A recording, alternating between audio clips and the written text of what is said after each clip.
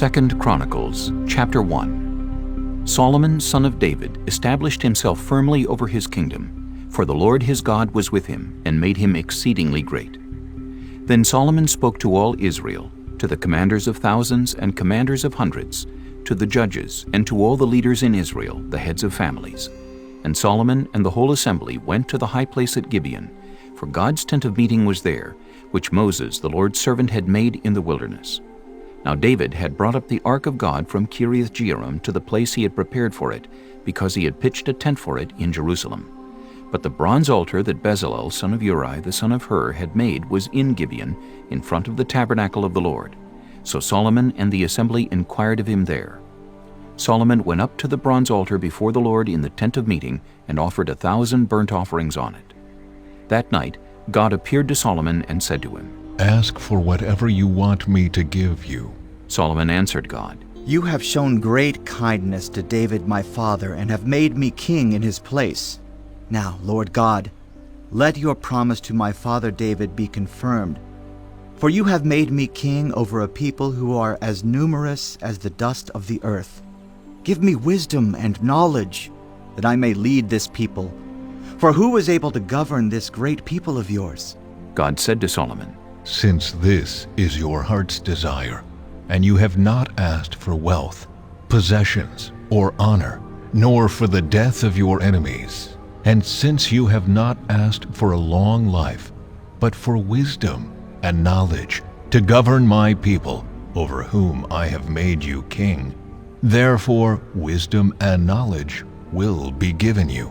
And I will also give you wealth, possessions, and honor, such as no king who was before you ever had, and none after you will have." Then Solomon went to Jerusalem from the high place at Gibeon, from before the tent of meeting, and he reigned over Israel.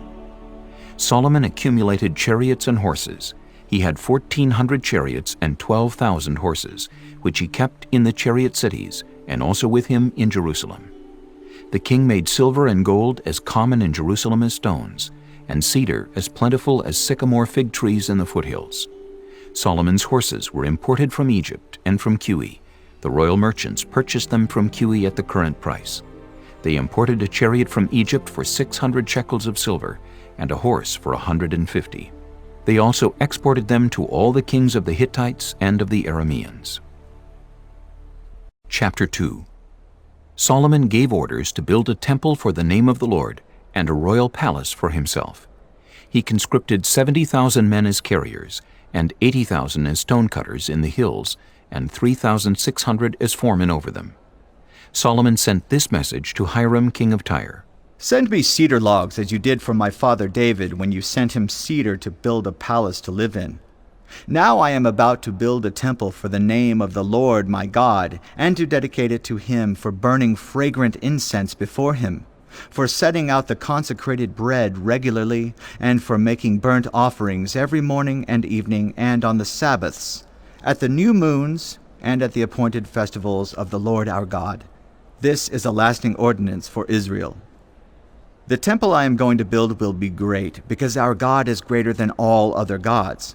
But who is able to build a temple for him, since the heavens, even the highest heavens, cannot contain him? Who then am I to build a temple for him, except as a place to burn sacrifices before him?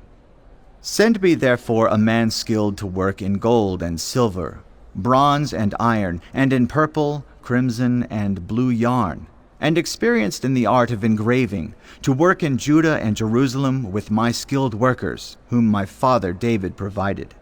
Send me also cedar, juniper, and algum logs from Lebanon. For I know that your servants are skilled in cutting timber there. My servants will work with yours to provide me with plenty of lumber, because the temple I build must be large and magnificent. I will give your servants, the woodsmen who cut the timber, 20,000 cores of ground wheat, 20,000 cores of barley, 20,000 baths of wine, and 20,000 baths of olive oil." Hiram, king of Tyre, replied by letter to Solomon. "Because the Lord loves his people, he has made you their king." And Hiram added, "Praise be to the Lord, the God of Israel, who made heaven and earth. He has given King David a wise son, endowed with intelligence and discernment, who will build a temple for the Lord and a palace for himself. I am sending you Huram-Abi, a man of great skill, whose mother was from Dan, and whose father was from Tyre. He is trained to work in gold and silver, bronze and iron, stone and wood, and with purple and blue and crimson yarn and fine linen. He is experienced in all kinds of engraving and can execute any design given to him. He will work with your skilled workers and with those of my lord, David, your father. Now, let my lord send his servants the wheat and barley and the olive oil and wine he promised, and we will cut all the logs from Lebanon that you need and will float them as rafts by sea down to Joppa. You can then take them up to Jerusalem. Solomon took a census of all the foreigners residing in Israel after the census his father David had taken, and they were found to be 153,600. He assigned 70,000 of them to be carriers and 80,000 to be stonecutters in the hills, with 3,600 foremen over them to keep the people working. Chapter 3. Then Solomon began to build the temple of the Lord in Jerusalem on Mount Moriah, where the Lord had appeared to his father David. It was on the threshing floor of Araunah the Jebusite, the place provided by David. He began building on the 2nd day of the 2nd month in the 4th year of his reign. The foundation Solomon laid for building the temple of God was 60 cubits long and 20 cubits wide, using the cubit of the old standard. The portico at the front of the temple was 20 cubits long across the width of the building and 20 cubits high. He overlaid the inside with pure gold. He paneled the main hall with juniper and covered it with fine gold and decorated it with palm tree and chain designs. He adorned the temple with precious stones, and the gold he used was gold of Parvaim. He overlaid the ceiling beams, door frames, walls, and doors of the temple with gold, and he carved cherubim on the walls. He built the most holy place, its length corresponding to the width of the temple, 20 cubits long and 20 cubits wide. He overlaid the inside with 600 talents of fine gold. The gold nails weighed 50 shekels. He also overlaid the upper parts with gold. For the most holy place, he made a pair of sculptured cherubim and overlaid them with gold. The total wingspan of the cherubim was 20 cubits. One wing of the first cherub was 5 cubits long and touched the temple wall, while its other wing, also 5 cubits long, touched the wing of the other cherub. Similarly, one wing of the second cherub was 5 cubits long and touched the other temple wall, and its other wing, also 5 cubits long, touched the wing of the first cherub. The wings of these cherubim extended 20 cubits.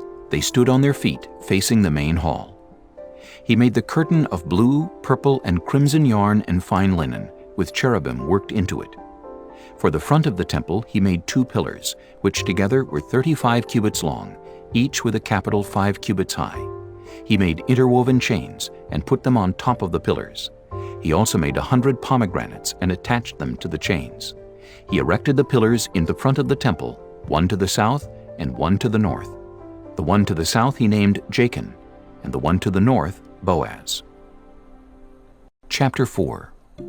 He made a bronze altar 20 cubits long, 20 cubits wide, and 10 cubits high.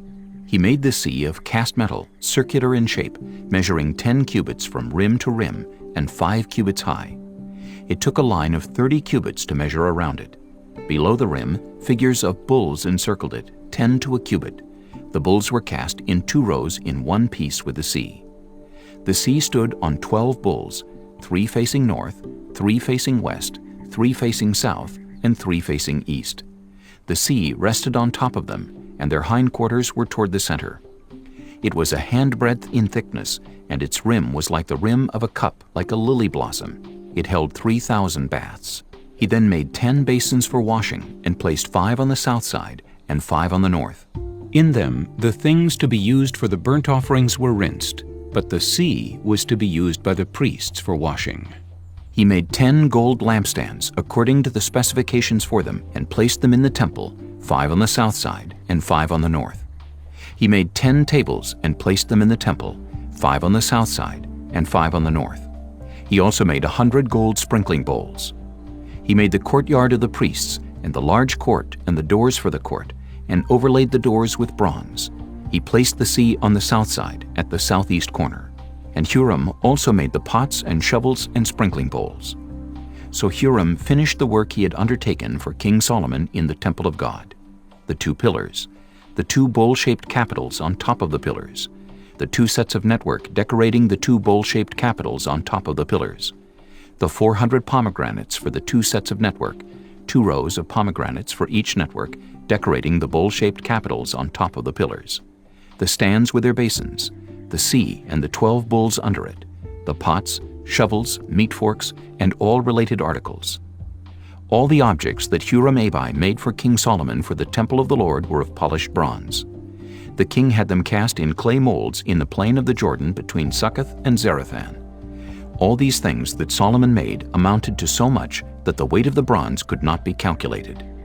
Solomon also made all the furnishings that were in God's temple: the golden altar, the tables on which was the bread of the presence, the lampstands of pure gold with their lamps to burn in front of the inner sanctuary as prescribed, the gold floral work and lamps and tongs, they were solid gold, the pure gold wick trimmers, sprinkling bowls, dishes and censers, and the gold doors of the temple, the inner doors to the most holy place, and the doors of the main hall. Chapter 5. When all the work Solomon had done for the temple of the Lord was finished, he brought in the things his father David had dedicated, the silver and gold and all the furnishings, and he placed them in the treasuries of God's temple. Then Solomon summoned to Jerusalem the elders of Israel, all the heads of the tribes and the chiefs of the Israelite families, to bring up the ark of the Lord's covenant from Zion, the city of David. And all the Israelites came together to the king at the time of the festival in the 7th month. When all the elders of Israel had arrived, the Levites took up the ark, and they brought up the ark and the tent of meeting and all the sacred furnishings in it. The Levitical priests carried them up, and King Solomon and the entire assembly of Israel that had gathered about him were before the ark, sacrificing so many sheep and cattle that they could not be recorded or counted. The priests then brought the ark of the Lord's covenant to its place in the inner sanctuary of the temple, the most holy place, and put it beneath the wings of the cherubim. The cherubim spread their wings over the place of the ark and covered the ark and its carrying poles. These poles were so long that their ends, extending from the ark, could be seen from in front of the inner sanctuary, but not from outside the holy place, and they are still there today. There was nothing in the ark except the 2 tablets that Moses had placed in it at Horeb, where the Lord made a covenant with the Israelites after they came out of Egypt.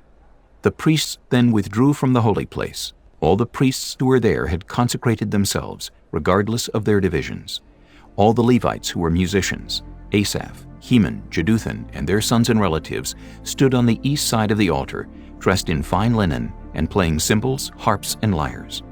They were accompanied by 120 priests sounding trumpets.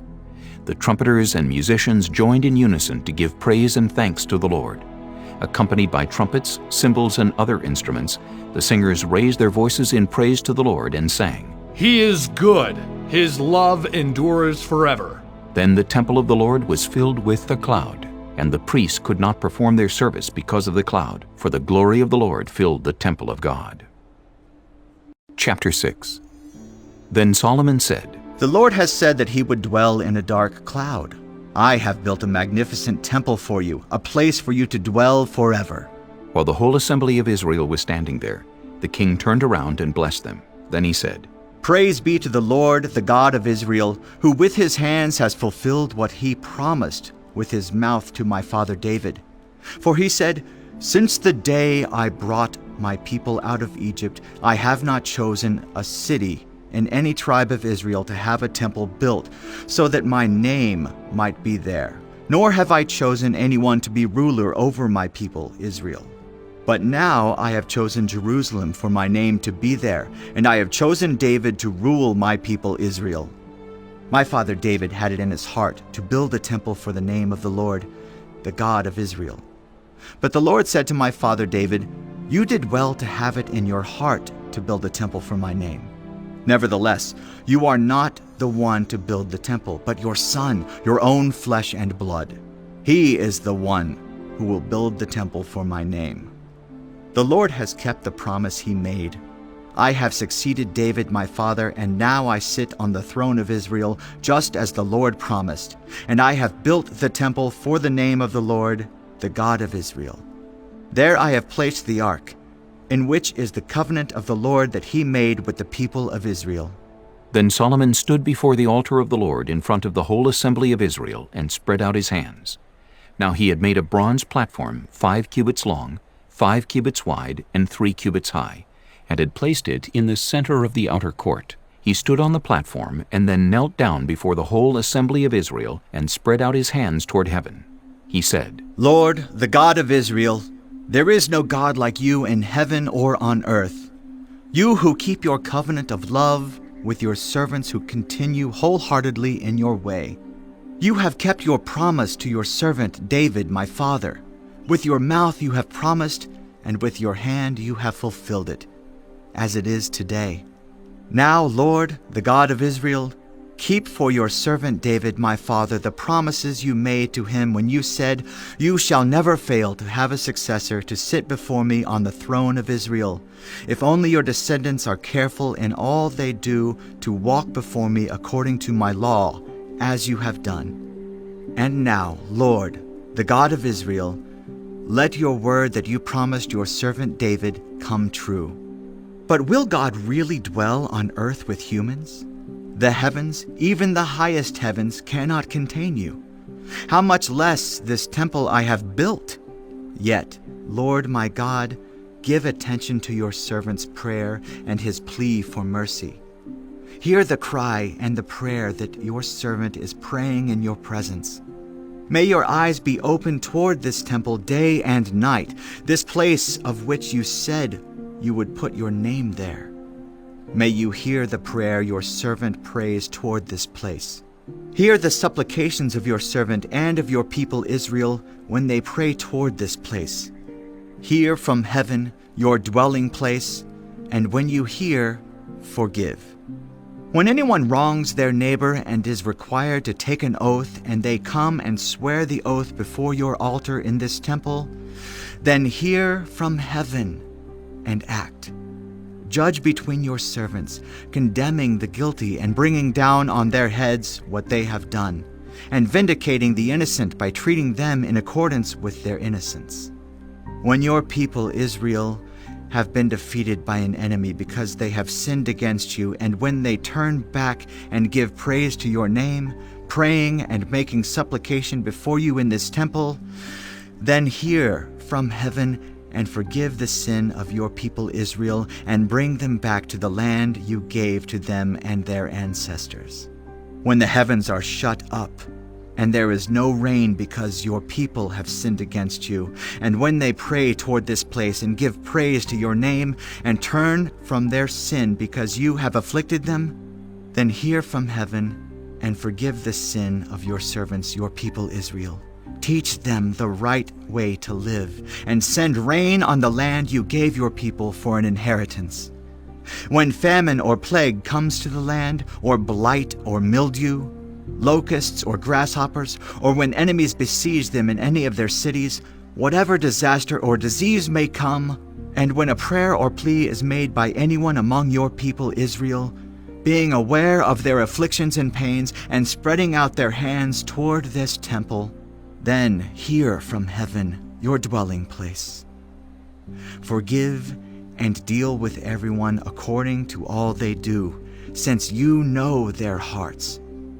For you alone know the human heart, so that they will fear you and walk in obedience to you all the time they live in the land you gave our ancestors.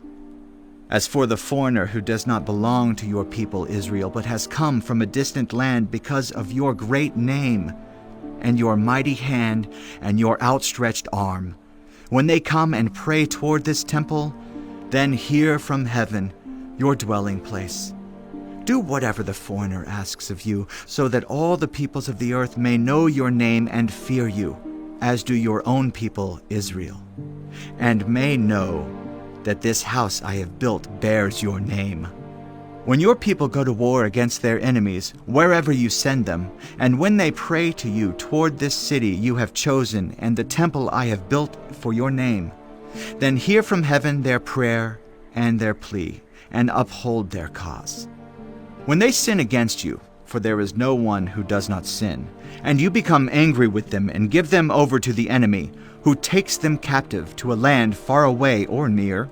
And if they have a change of heart in the land where they are held captive, and repent and plead with you in the land of their captivity, and say, "We have sinned, we have done wrong and acted wickedly," and if they turn back to you with all their heart and soul in the land of their captivity where they were taken, and pray toward the land you gave their ancestors, toward the city you have chosen, and toward the temple I have built for your name, then from heaven, your dwelling place, hear their prayer and their pleas, and uphold their cause, and forgive your people who have sinned against you. Now, my God, may your eyes be open and your ears attentive to the prayers offered in this place. Now arise, Lord God, and come to your resting place, you and the ark of your might. May your priests, Lord God, be clothed with salvation. May your faithful people rejoice in your goodness. Lord God, do not reject your anointed one. Remember the great love promised to David your servant. Chapter 7. When Solomon finished praying, fire came down from heaven and consumed the burnt offering and the sacrifices, and the glory of the Lord filled the temple.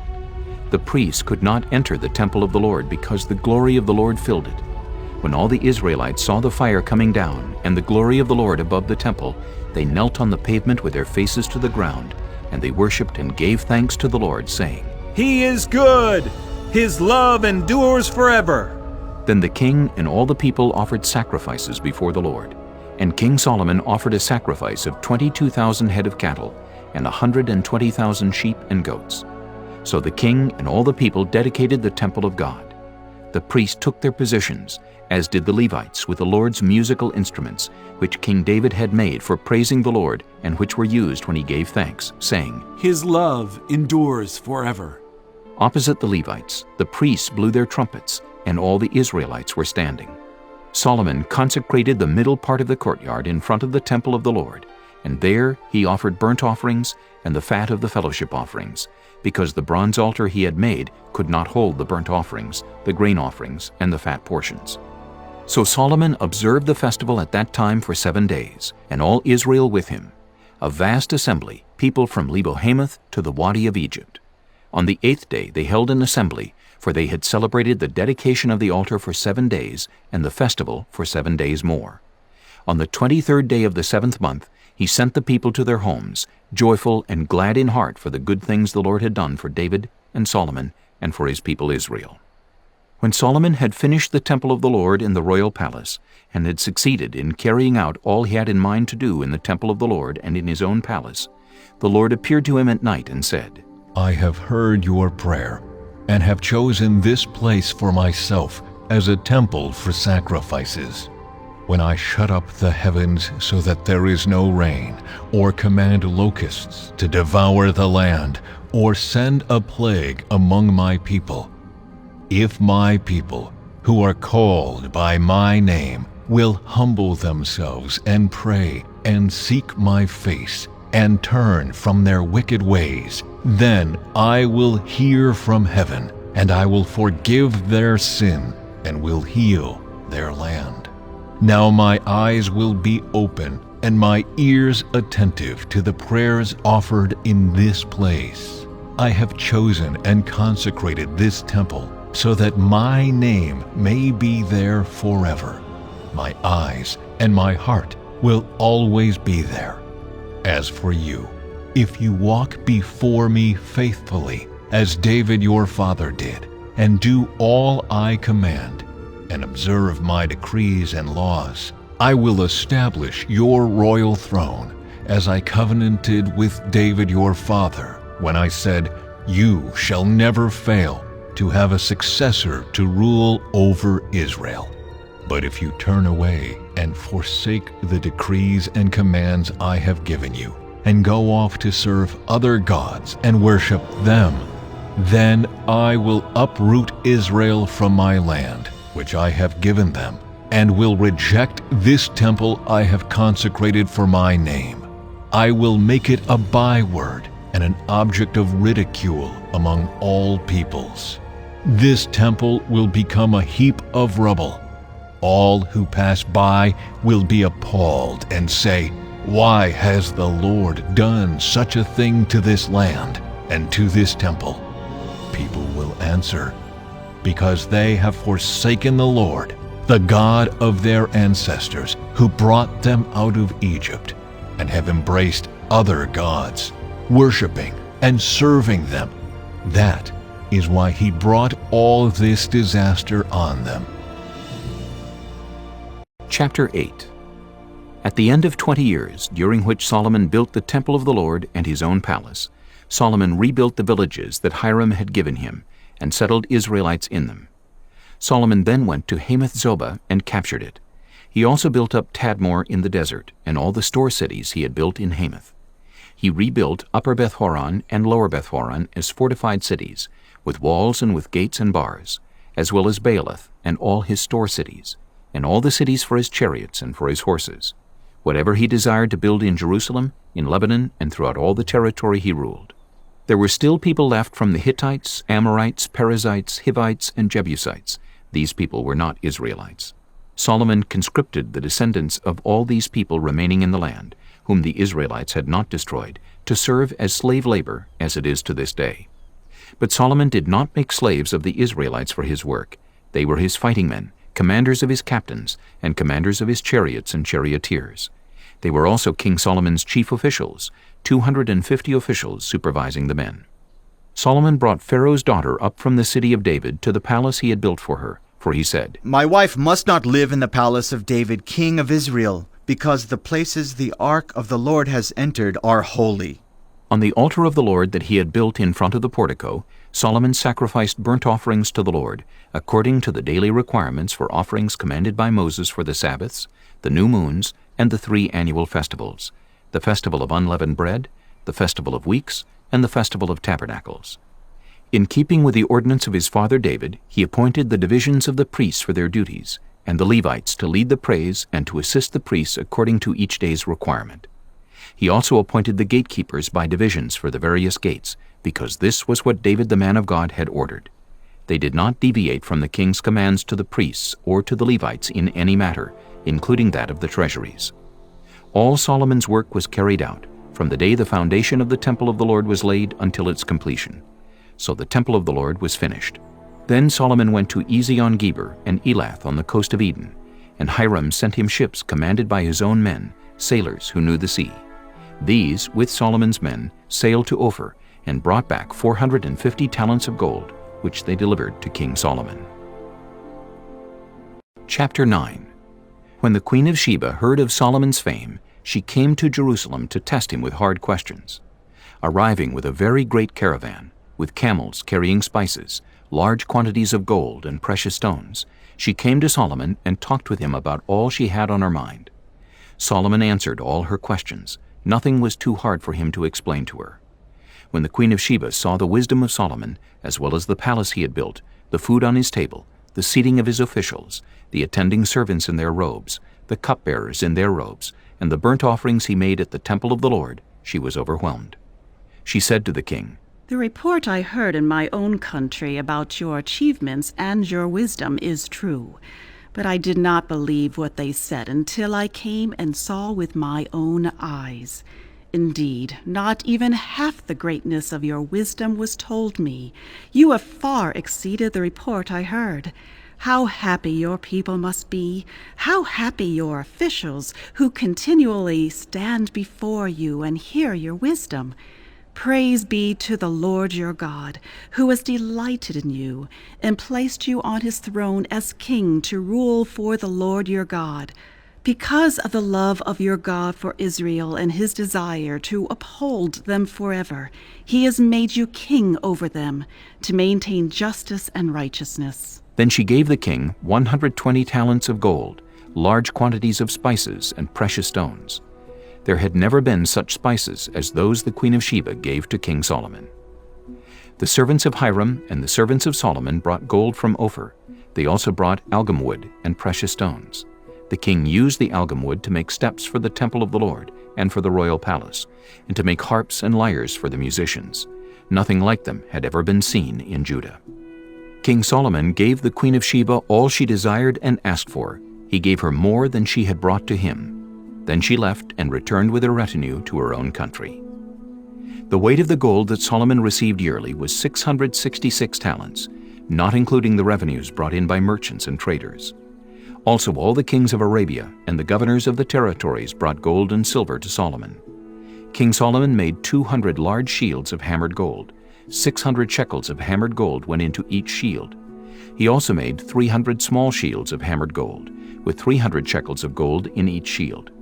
The king put them in the palace of the forest of Lebanon. Then the king made a great throne covered with ivory and overlaid with pure gold. The throne had 6 steps, and a footstool of gold was attached to it.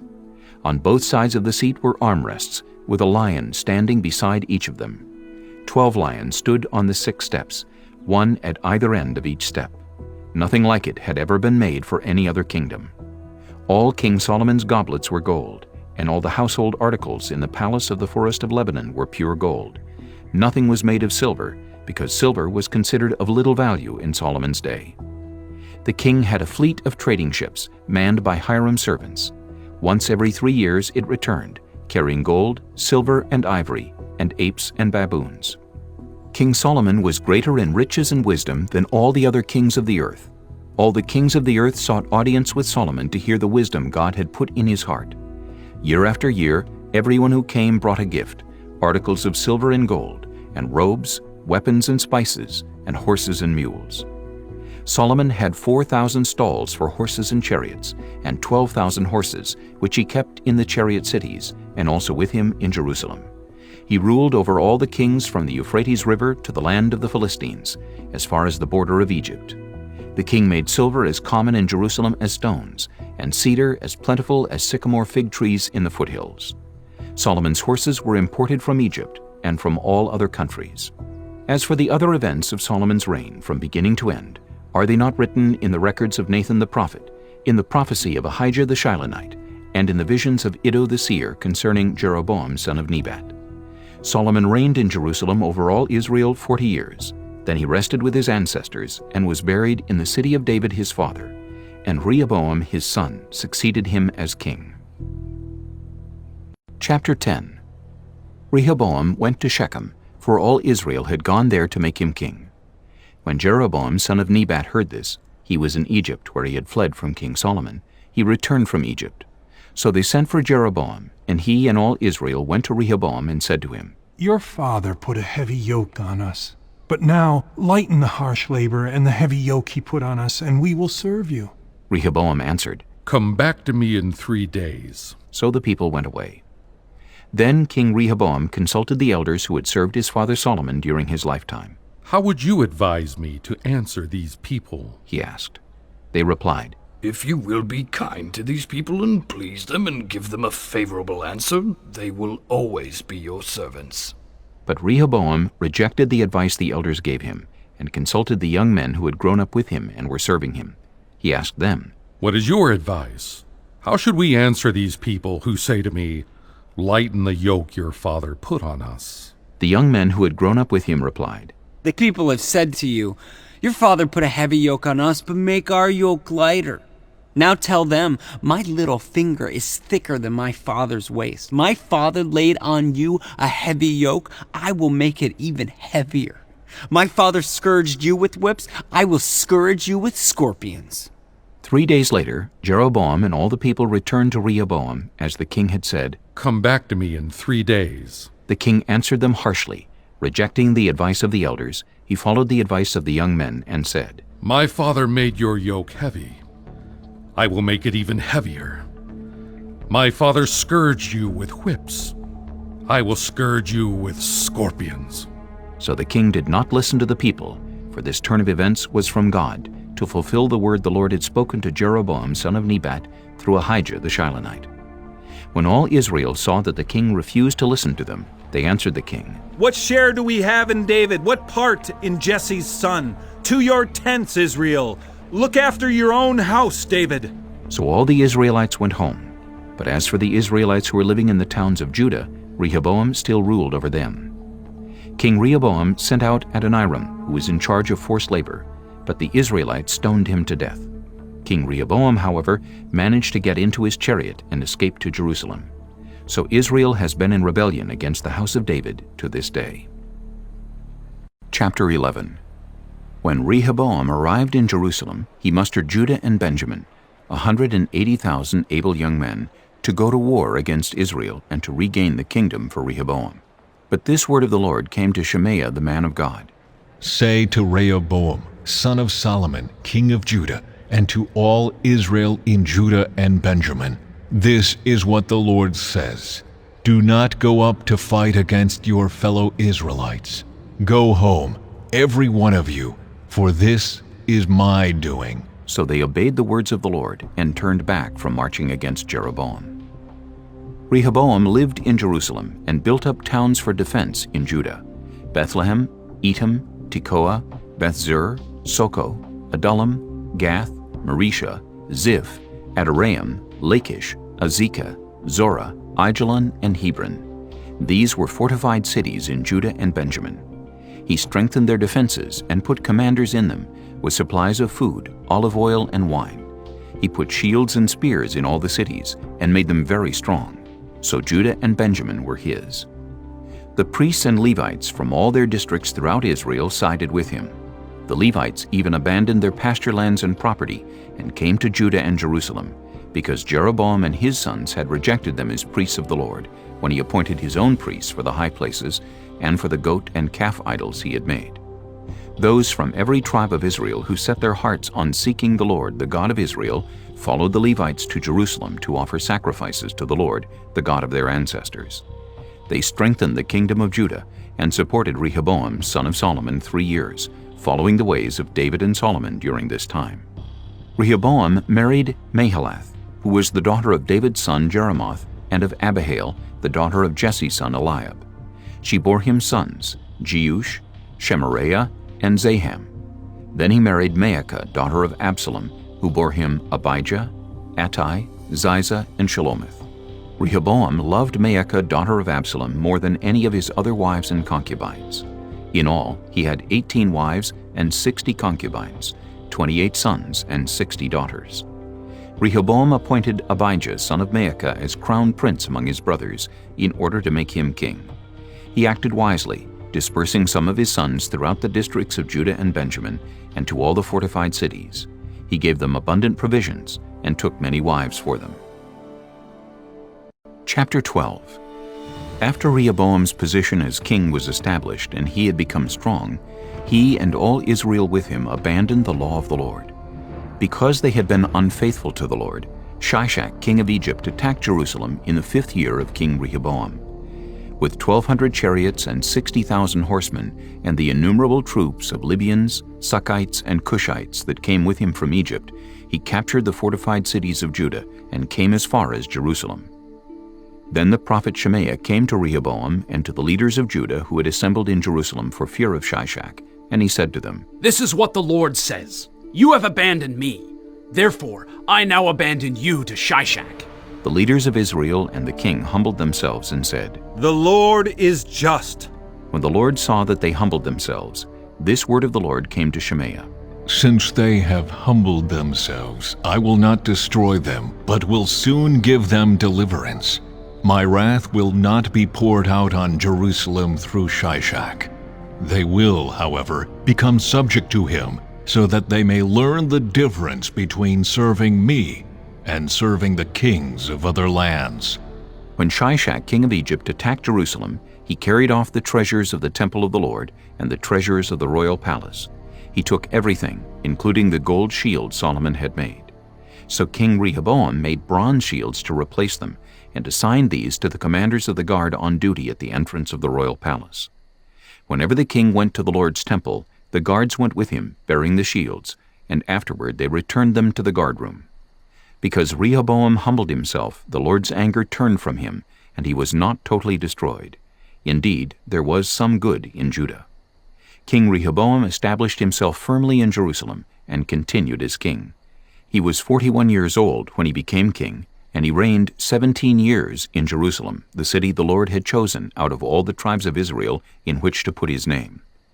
His mother's name was Naamah. She was an Ammonite. He did evil because he had not set his heart on seeking the Lord. As for the events of Rehoboam's reign, from beginning to end, are they not written in the records of Shemaiah the prophet and of Iddo the seer that deal with genealogies? There was continual warfare between Rehoboam and Jeroboam. Rehoboam rested with his ancestors and was buried in the city of David, and Abijah his son succeeded him as king. Chapter 13. In the 18th year of the reign of Jeroboam, Abijah became king of Judah, and he reigned in Jerusalem 3 years. His mother's name was Maacah, a daughter of Uriel of Gibeah. There was war between Abijah and Jeroboam. Abijah went into battle with an army of 400,000 able fighting men, and Jeroboam drew up a battle line against him with 800,000 able troops. Abijah stood on Mount Zemaraim in the hill country of Ephraim and said, Jeroboam and all Israel, listen to me. Don't you know that the Lord, the God of Israel, has given the kingship of Israel to David and his descendants forever by a covenant of salt? Yet Jeroboam, son of Nebat, an official of Solomon, son of David, rebelled against his master. Some worthless scoundrels gathered around him and opposed Rehoboam, son of Solomon, when he was young and indecisive and not strong enough to resist them. And now you plan to resist the kingdom of the Lord, which is in the hands of David's descendants. You are indeed a vast army, and have with you the golden calves that Jeroboam made to be your gods. But didn't you drive out the priests of the Lord, the sons of Aaron, and the Levites, and make priests of your own, as the peoples of other lands do? Whoever comes to consecrate himself with a young bull and 7 rams may become a priest of what are not gods. As for us, the Lord is our God, and we have not forsaken him. The priests who serve the Lord are sons of Aaron, and the Levites assist them. Every morning and evening they present burnt offerings and fragrant incense to the Lord. They set out the bread on the ceremonially clean table, and light the lamps on the gold lampstand every evening. We are observing the requirements of the Lord our God. But you have forsaken him. God is with us. He is our leader. His priests with their trumpets will sound the battle cry against you. People of Israel, do not fight against the Lord, the God of your ancestors, for you will not succeed. Now Jeroboam had sent troops around to the rear, so that while he was in front of Judah, the ambush was behind them. Judah turned and saw that they were being attacked at both front and rear. Then they cried out to the Lord. The priests blew their trumpets, and the men of Judah raised the battle cry. At the sound of their battle cry, God routed Jeroboam and all Israel before Abijah and Judah. The Israelites fled before Judah, and God delivered them into their hands. Abijah and his troops inflicted heavy losses on them, so that there were 500,000 casualties among Israel's able men. The Israelites were subdued on that occasion, and the people of Judah were victorious because they relied on the Lord, the God of their ancestors. Abijah pursued Jeroboam and took from him the towns of Bethel, Jeshanah, and Ephron with their surrounding villages. Jeroboam did not regain power during the time of Abijah, and the Lord struck him down and he died. But Abijah grew in strength. He married 14 wives and had 22 sons and 16 daughters. The other events of Abijah's reign, what he did and what he said, are written in the annotations of the prophet Iddo. Chapter 14. And Abijah rested with his ancestors and was buried in the city of David. Asa his son succeeded him as king, and in his days the country was at peace for 10 years. Asa did what was good and right in the eyes of the Lord his God. He removed the foreign altars and the high places, smashed the sacred stones, and cut down the Asherah poles. He commanded Judah to seek the Lord, the God of their ancestors, and to obey his laws and commands. He removed the high places and incense altars in every town in Judah, and the kingdom was at peace under him. He built up the fortified cities of Judah, since the land was at peace. No one was at war with him during those years, for the Lord gave him rest. "Let us build up these towns," he said to Judah, "and put walls around them, with towers, gates, and bars. The land is still ours, because we have sought the Lord our God. We sought him, and he has given us rest on every side." So they built and prospered. Asa had an army of 300,000 men from Judah, equipped with large shields and with spears, and 280,000 from Benjamin, armed with small shields and with bows. All these were brave fighting men. Zerah the Cushite marched out against them with an army of thousands upon thousands and 300 chariots, and came as far as Maresha. Asa went out to meet him, and they took up battle positions in the valley of Zephathah near Maresha. Then Asa called to the Lord his God and said, "Lord, there is no one like you to help the powerless against the mighty. Help us, Lord our God, for we rely on you, and in your name we have come against this vast army. Lord, you are our God. Do not let mere mortals prevail against you." The Lord struck down the Cushites before Asa and Judah. The Cushites fled, and Asa and his army pursued them as far as Gerar. Such a great number of Cushites fell that they could not recover. They were crushed before the Lord and his forces. The men of Judah carried off a large amount of plunder. They destroyed all the villages around Gerar, for the terror of the Lord had fallen on them. They looted all these villages, since there was much plunder there. They also attacked the camps of the herders and carried off droves of sheep and goats and camels. Then they returned to Jerusalem. Chapter 15. The Spirit of God came on Azariah son of Oded. He went out to meet Asa and said to him, "Listen to me, Asa, and all Judah and Benjamin. The Lord is with you when you are with him. If you seek him, he will be found by you. But if you forsake him, he will forsake you." For a long time, Israel was without the true God, without a priest to teach, and without the law. But in their distress they turned to the Lord, the God of Israel, and sought him, and he was found by them. In those days it was not safe to travel about, for all the inhabitants of the lands were in great turmoil. One nation was being crushed by another, and one city by another, because God was troubling them with every kind of distress. But as for you, be strong and do not give up, for your work will be rewarded. When Asa heard these words and the prophecy of Azariah son of Oded the prophet, he took courage. He removed the detestable idols from the whole land of Judah and Benjamin, and from the towns he had captured in the hills of Ephraim. He repaired the altar of the Lord that was in front of the portico of the Lord's temple. Then he assembled all Judah and Benjamin, and the people from Ephraim, Manasseh, and Simeon who had settled among them, for large numbers had come over to him from Israel when they saw that the Lord his God was with him. They assembled at Jerusalem in the 3rd month of the 15th year of Asa's reign. At that time they sacrificed to the Lord 700 head of cattle and 7,000 sheep and goats from the plunder they had brought back. They entered into a covenant to seek the Lord, the God of their ancestors, with all their heart and soul. All who would not seek the Lord, the God of Israel, were to be put to death, whether small or great, man or woman. They took an oath to the Lord with loud acclamation, with shouting, and with trumpets and horns. All Judah rejoiced about the oath because they had sworn it wholeheartedly. They sought God eagerly, and he was found by them. So the Lord gave them rest on every side.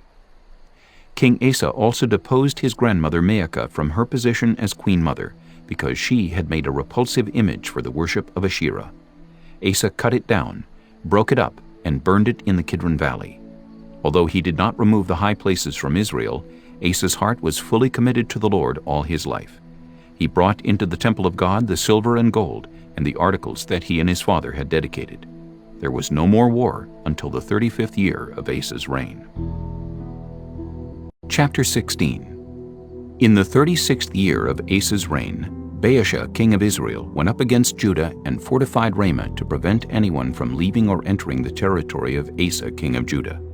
Asa then took the silver and gold out of the treasuries of the Lord's temple and of his own palace, and sent it to Ben-Hadad, king of Aram, who was ruling in Damascus. "Let there be a treaty between me and you," he said, "as there was between my father and your father. See, I am sending you silver and gold. Now break your treaty with Baasha, king of Israel, so he will withdraw from me." Ben-Hadad agreed with King Asa and sent the commanders of his forces against the towns of Israel. They conquered Ijon, Dan, Abel-Maim, and all the store cities of Naphtali. When Baasha heard this, he stopped building Ramah and abandoned his work. Then King Asa brought all the men of Judah, and they carried away from Ramah the stones and timber Baasha had been using. With them he built up Geba and Mizpah.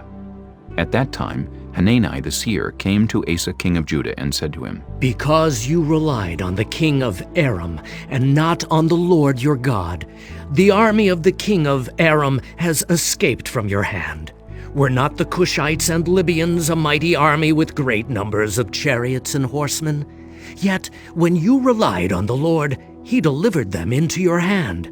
For the eyes of the Lord range throughout the earth to strengthen those whose hearts are fully committed to him. You have done a foolish thing, and from now on you will be at war." Asa was angry with the seer because of this. He was so enraged that he put him in prison. At the same time, Asa brutally oppressed some of the people. The events of Asa's reign, from beginning to end, are written in the book of the kings of Judah and Israel.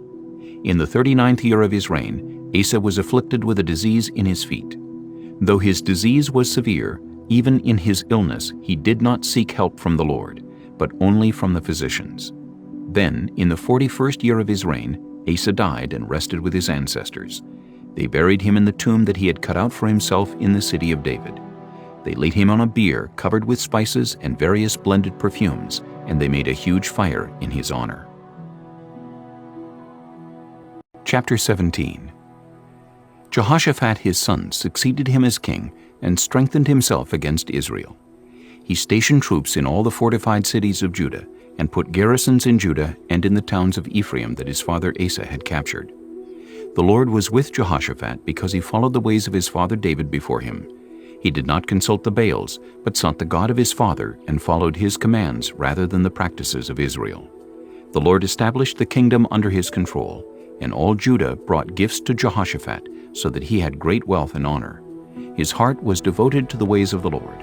Furthermore, he removed the high places and the Asherah poles from Judah. In the 3rd year of his reign, he sent his officials, Ben-Hail, Obadiah, Zechariah, Nethanel, and Micaiah, to teach in the towns of Judah. With them were certain Levites, Shemaiah, Nethaniah, Zebediah, Asahel, Shemiramoth, Jehonathan, Adonijah, Tobijah, and Tob-Adonijah, and the priests Elishama and Jehoram. They taught throughout Judah, taking with them the book of the law of the Lord. They went around to all the towns of Judah and taught the people. The fear of the Lord fell on all the kingdoms of the land surrounding Judah, so that they did not go to war against Jehoshaphat. Some Philistines brought Jehoshaphat gifts and silver as tribute, and the Arabs brought him flocks, 7,700 rams and 7,700 goats. Jehoshaphat became more and more powerful. He built forts and store cities in Judah and had large supplies in the towns of Judah. He also kept experienced fighting men in Jerusalem. Their enrollment by families was as follows. From Judah, commanders of units of 1,000. Adnah the commander with 300,000 fighting men. Next, Jehohanan the commander with 280,000. Next, Amasiah son of Zichri, who volunteered himself for the service of the Lord, with 200,000.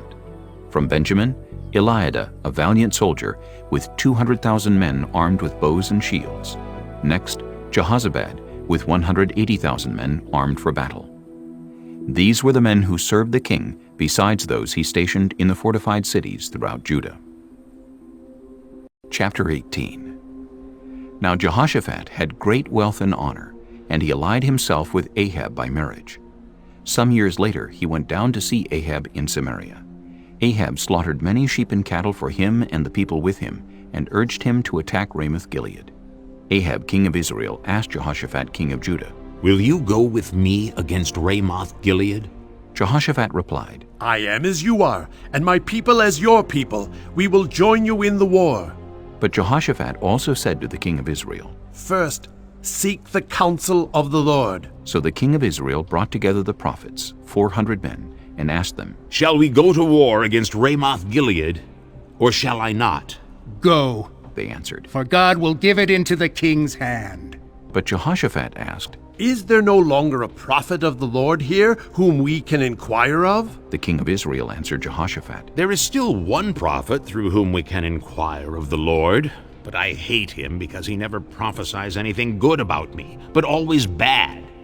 He is Micaiah, son of Imlah. The king should not say such a thing, Jehoshaphat replied. So the king of Israel called one of his officials and said, Bring Micaiah, son of Imlah, at once. Dressed in their royal robes, the king of Israel and Jehoshaphat, king of Judah, were sitting on their thrones at the threshing floor by the entrance of the gate of Samaria, with all the prophets prophesying before them. Now Zedekiah, son of Kenaanah, had made iron horns, and he declared, This is what the Lord says, with these you will gore the Arameans until they are destroyed. All the other prophets were prophesying the same thing. Attack Ramoth Gilead and be victorious, They said, for the Lord will give it into the king's hand. The messenger who had gone to summon Micaiah said to him, Look, the other prophets without exception are predicting success for the king. Let your word agree with theirs and speak favorably. But Micaiah said, As surely as the Lord lives, I can tell him only what my God says. When he arrived, the king asked him, Micaiah, shall we go to war against Ramoth Gilead, or shall I not? Attack and be victorious, he answered, for they will be given into your hand. The king said to him, How many times must I make you swear to tell me nothing but the truth in the name of the Lord? Then Micaiah answered, I saw all Israel scattered on the hills like sheep without a shepherd. And the Lord said, These people have no master. Let each one go home in peace. The king of Israel said to Jehoshaphat, Didn't I tell you that he never prophesies anything good about me, but only bad? Micaiah continued, Therefore hear the word of the Lord. I saw the Lord sitting on his throne with all the multitudes of heaven, standing on his right and on his left. And the Lord said, Who will entice Ahab, king of Israel, into attacking Ramoth Gilead and going to his death there? One suggested this, and another that. Finally, a spirit came forward, stood before the Lord and said, I will entice him. By what means, the Lord asked. I will go and be a deceiving spirit in the mouths of all his prophets, he said. You will succeed in enticing him, said the Lord. Go and do it. So now the Lord has put a deceiving spirit in the mouths of these prophets of yours. The Lord has decreed disaster for you. Then Zedekiah, son of Kenaanah, went up and slapped Micaiah in the face. Which way did the Spirit from the Lord go when he went from me to speak to you? He asked. Micaiah replied, You will find out on the day you go to hide in an inner room. The king of Israel then ordered, Take Micaiah and send him back to Ammon, the ruler of the city, and to Joash, the king's son, and say, This is what the king says. Put this fellow in prison and give him nothing but bread and water until I return safely. Micaiah declared, If you ever return safely, the Lord has not spoken through me. Then he added, Mark my words, all you people. So the king of Israel and Jehoshaphat, king of Judah, went up to Ramoth Gilead. The king of Israel said to Jehoshaphat, I will enter the battle in disguise, but you wear your royal robes. So the king of Israel disguised himself and went into battle. Now the king of Aram had ordered his chariot commanders, Do not fight with anyone, small or great, except the king of Israel. When the chariot commanders saw Jehoshaphat, they thought, This is the king of Israel. So they turned to attack him. But Jehoshaphat cried out, and the Lord helped him. God drew them away from him, for when the chariot commanders saw that he was not the king of Israel, they stopped pursuing him. But someone drew his bow at random and hit the king of Israel between the breastplate and the scale armor. The king told the chariot driver, Wheel around and get me out of the fighting. I've been wounded. All day long the battle raged, and the king of Israel propped himself up in his chariot facing the Arameans until evening. Then, at sunset, he died. Chapter 19. When Jehoshaphat, king of Judah, returned safely to his palace in Jerusalem, Jehu the seer, the son of Hanani, went out to meet him and said to the king, Should you help the wicked and love those who hate the Lord? Because of this the wrath of the Lord is on you. There is, however, some good in you, for you have rid the land of the Asherah poles and have set your heart on seeking God. Jehoshaphat lived in Jerusalem, and he went out again among the people from Beersheba to the hill country of Ephraim, and turned them back to the Lord, the God of their ancestors. He appointed judges in the land, in each of the fortified cities of Judah. He told them, Consider carefully what you do, because you are not judging for mere mortals, but for the Lord, who is with you whenever you give a verdict. Now let the fear of the Lord be on you. Judge carefully, for with the Lord our God there is no injustice or partiality or bribery. In Jerusalem also, Jehoshaphat appointed some of the Levites, priests and heads of Israelite families, to administer the law of the Lord and to settle disputes, and they lived in Jerusalem. He gave them these orders. You must serve faithfully and wholeheartedly in the fear of the Lord. In every case that comes before you from your people who live in the cities, whether bloodshed or other concerns of the law, commands, decrees, or regulations, you are to warn them not to sin against the Lord. Otherwise, his wrath will come on you and your people. Do this, and you will not sin.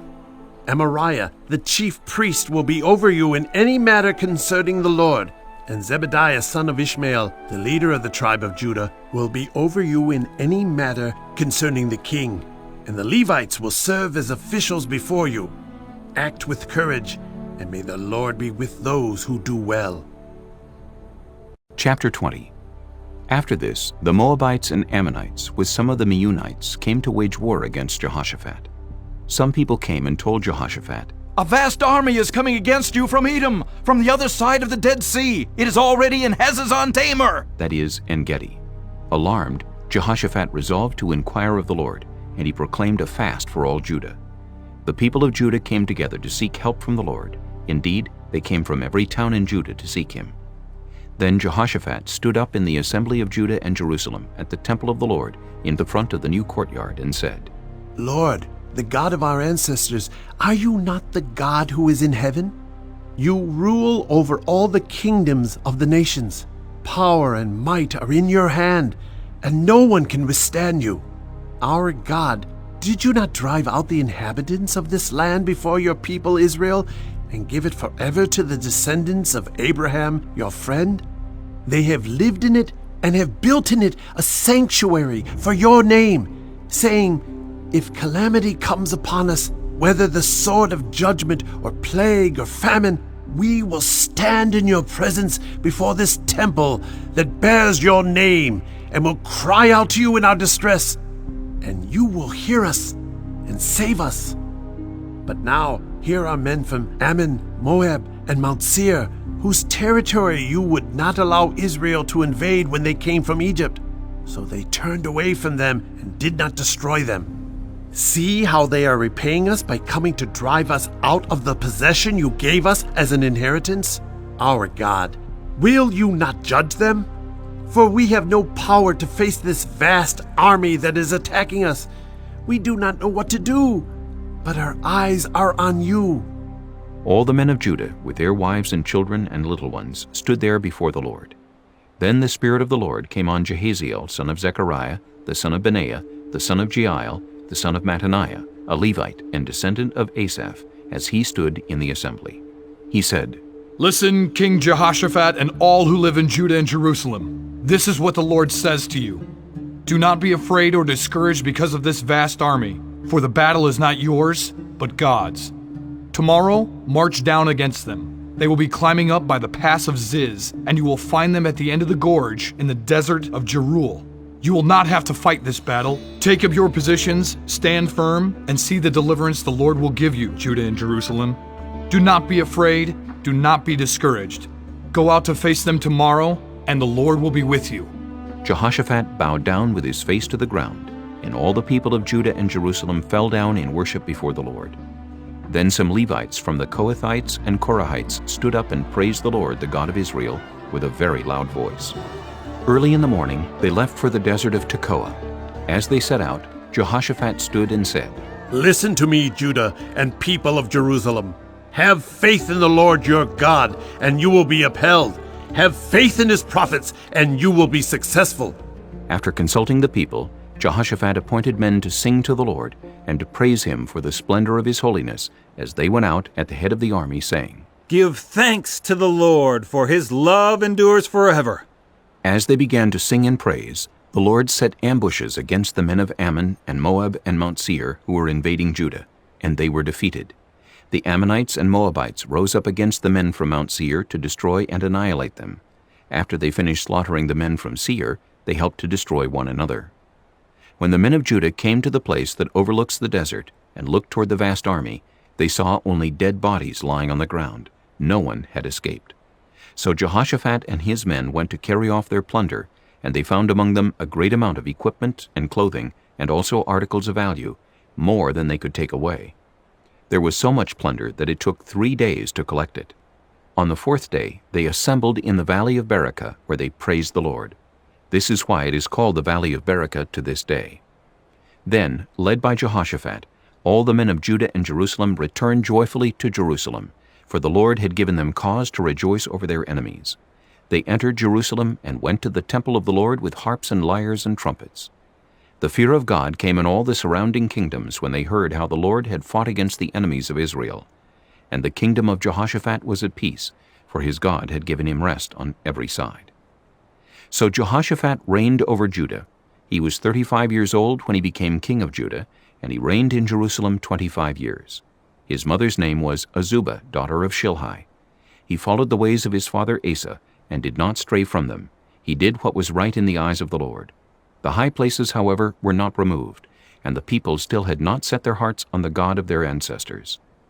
The other events of Jehoshaphat's reign, from beginning to end, are written in the annals of Jehu son of Hanani, which are recorded in the book of the kings of Israel. Later, Jehoshaphat king of Judah made an alliance with Ahaziah king of Israel, whose ways were wicked. He agreed with him to construct a fleet of trading ships.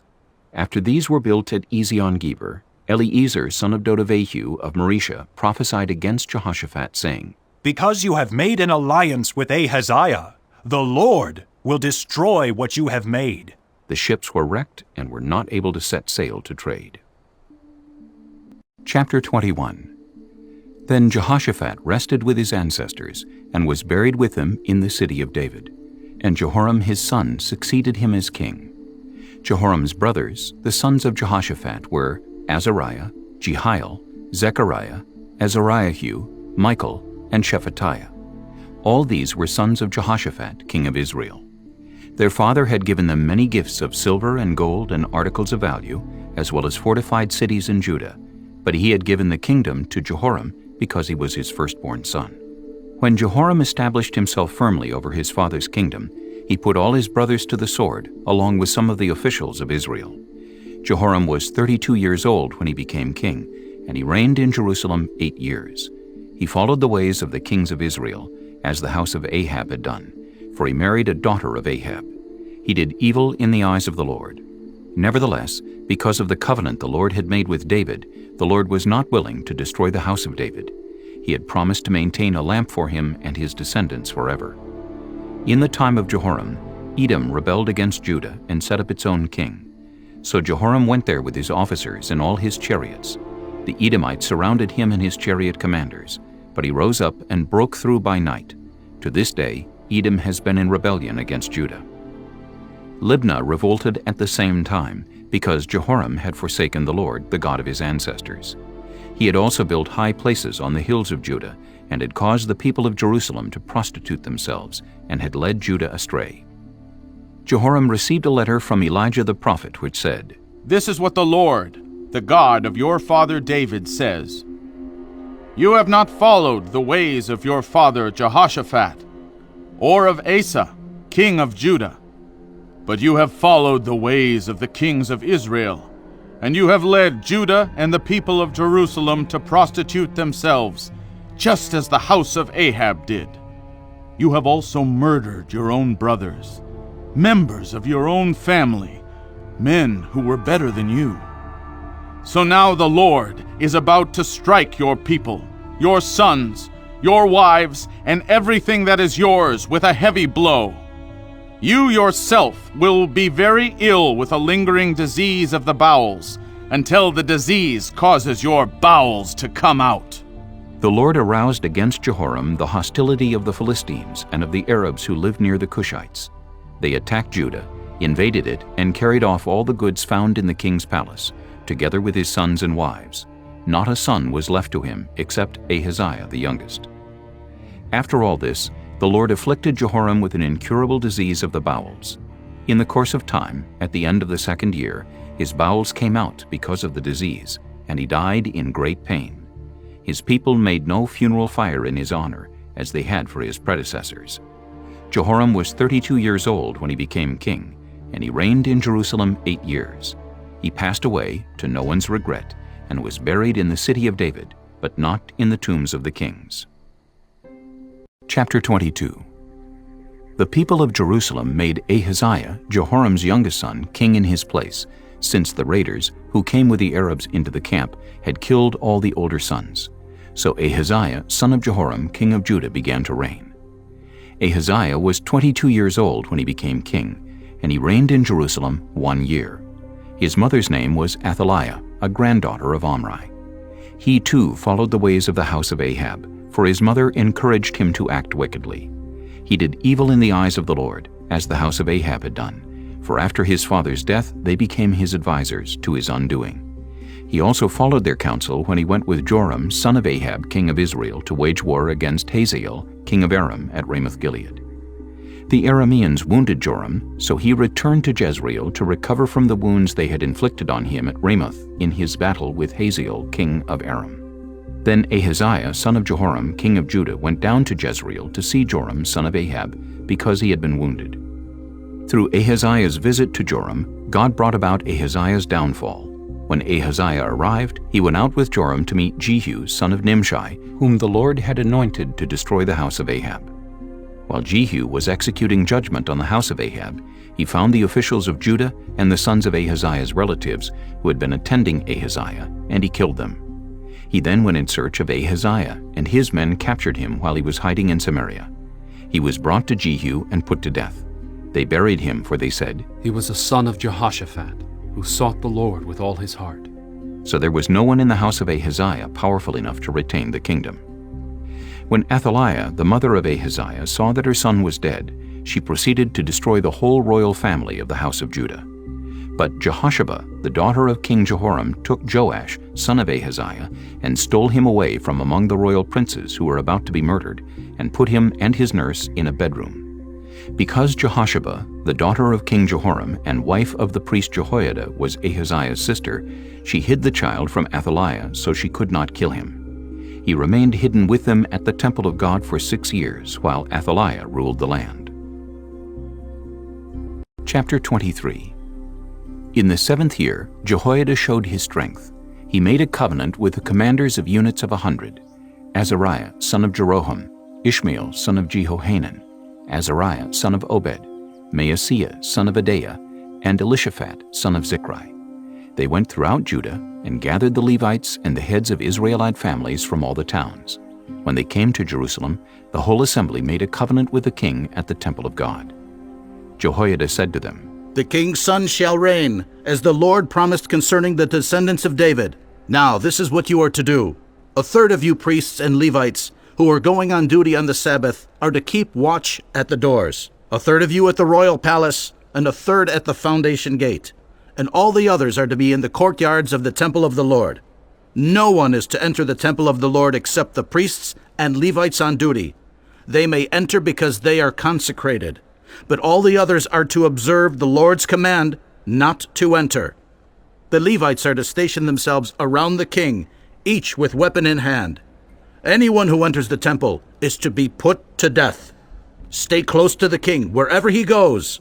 The Levites and all the men of Judah did just as Jehoiada the priest ordered. Each one took his men, those who were going on duty on the Sabbath and those who were going off duty, for Jehoiada the priest had not released any of the divisions.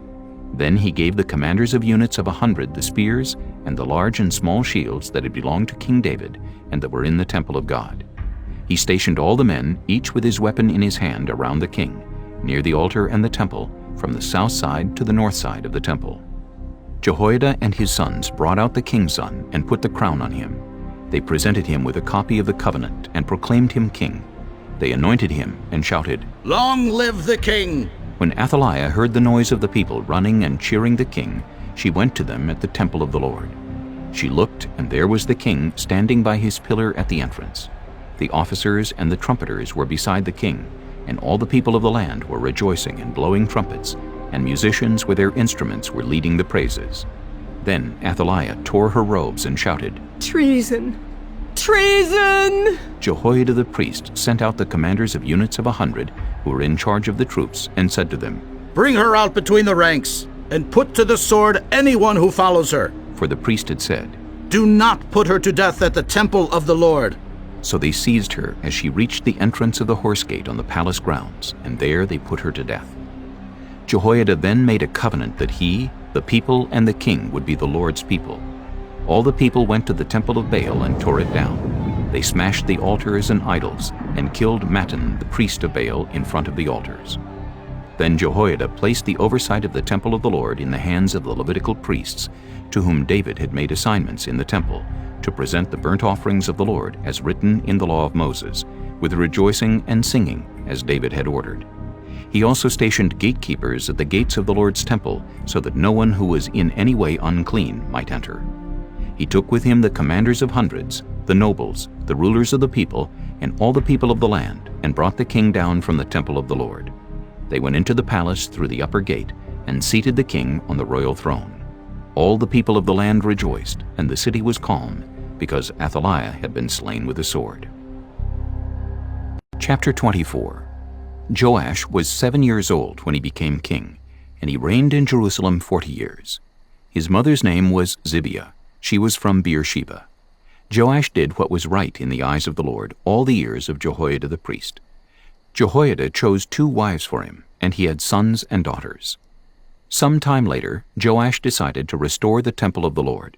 He called together the priests and Levites and said to them, "Go to the towns of Judah and collect the money due annually from all Israel to repair the temple of your God.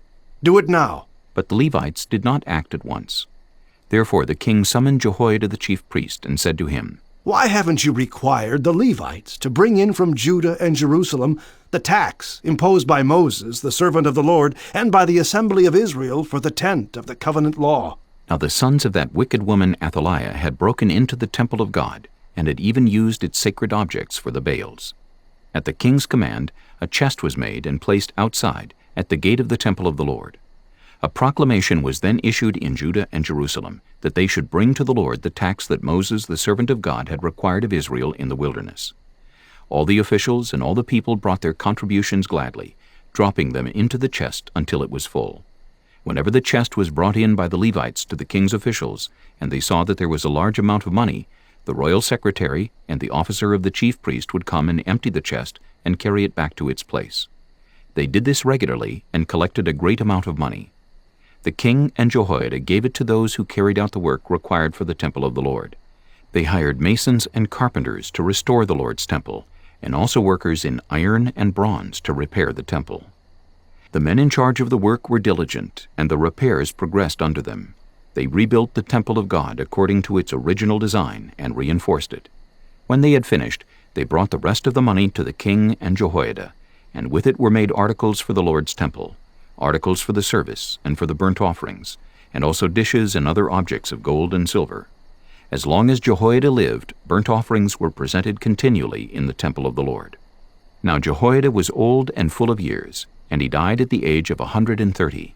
He was buried with the kings in the city of David, because of the good he had done in Israel for God and his temple.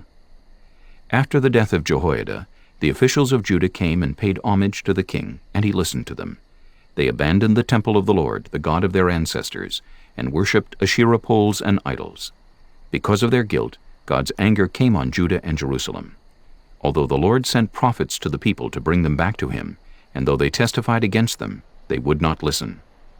Then the Spirit of God came on Zechariah, son of Jehoiada the priest. He stood before the people and said, "This is what God says. Why do you disobey the Lord's commands? You will not prosper. Because you have forsaken the Lord, he has forsaken you." But they plotted against him, and by order of the king they stoned him to death in the courtyard of the Lord's temple. King Joash did not remember the kindness Zechariah's father Jehoiada had shown him, but killed his son, who said as he lay dying, "May the Lord see this and call you to account."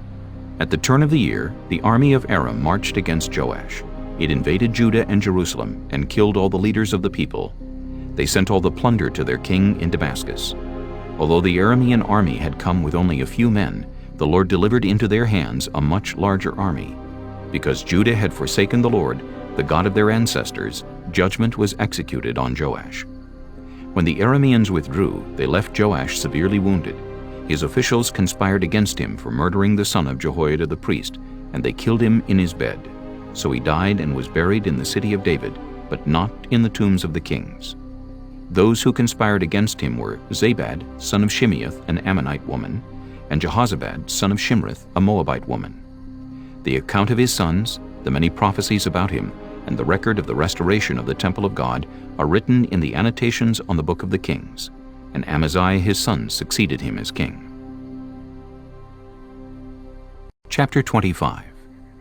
Amaziah was 25 years old when he became king, and he reigned in Jerusalem 29 years. His mother's name was Jehoaddan. She was from Jerusalem. He did what was right in the eyes of the Lord, but not wholeheartedly.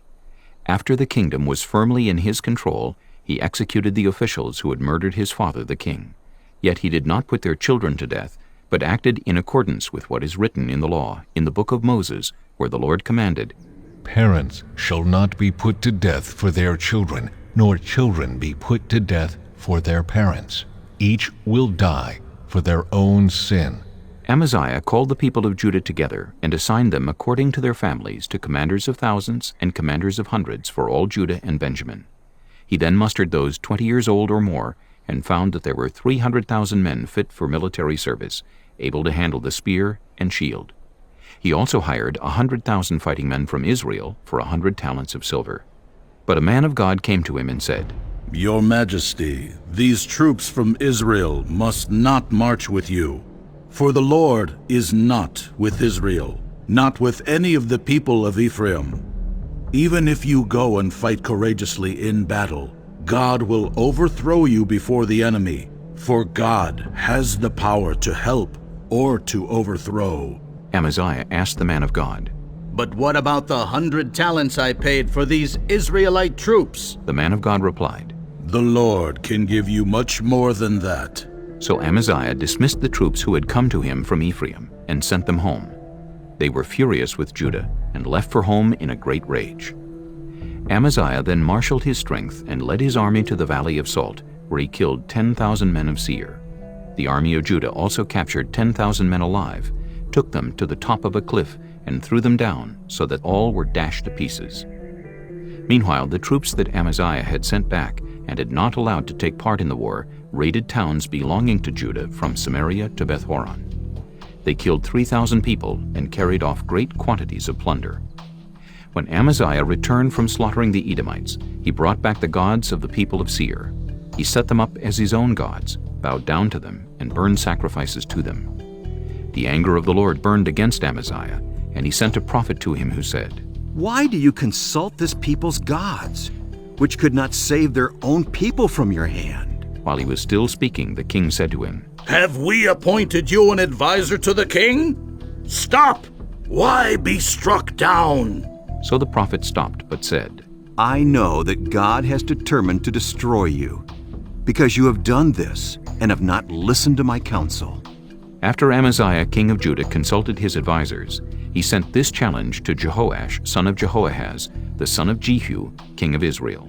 Come, let us face each other in battle. But Jehoash, king of Israel, replied to Amaziah, king of Judah, A thistle in Lebanon sent a message to a cedar in Lebanon. Give your daughter to my son in marriage. Then a wild beast in Lebanon came along and trampled the thistle underfoot. You say to yourself that you have defeated Edom, and now you are arrogant and proud. But stay at home. Why ask for trouble and cause your own downfall, and that of Judah also? Amaziah, however, would not listen, for God so worked that he might deliver them into the hands of Jehoash, because they sought the gods of Edom. So Jehoash, king of Israel, attacked. He and Amaziah king of Judah faced each other at Beth-Shemesh in Judah. Judah was routed by Israel, and every man fled to his home. Jehoash king of Israel captured Amaziah king of Judah, the son of Joash, the son of Ahaziah, at Beth-Shemesh. Then Jehoash brought him to Jerusalem and broke down the wall of Jerusalem from the Ephraim gate to the corner gate, a section about 400 cubits long. He took all the gold and silver and all the articles found in the temple of God that had been in the care of Obed-Edom, together with the palace treasures and the hostages, and returned to Samaria. Amaziah, son of Joash, king of Judah, lived for 15 years after the death of Jehoash, son of Jehoahaz, king of Israel. As for the other events of Amaziah's reign, from beginning to end, are they not written in the book of the kings of Judah and Israel? From the time that Amaziah turned away from following the Lord, they conspired against him in Jerusalem, and he fled to Lachish.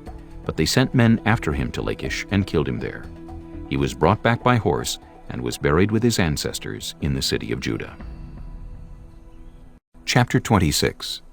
Then all the people of Judah took Uzziah, who was 16 years old, and made him king in place of his father Amaziah. He was the one who rebuilt Elath and restored it to Judah after Amaziah rested with his ancestors.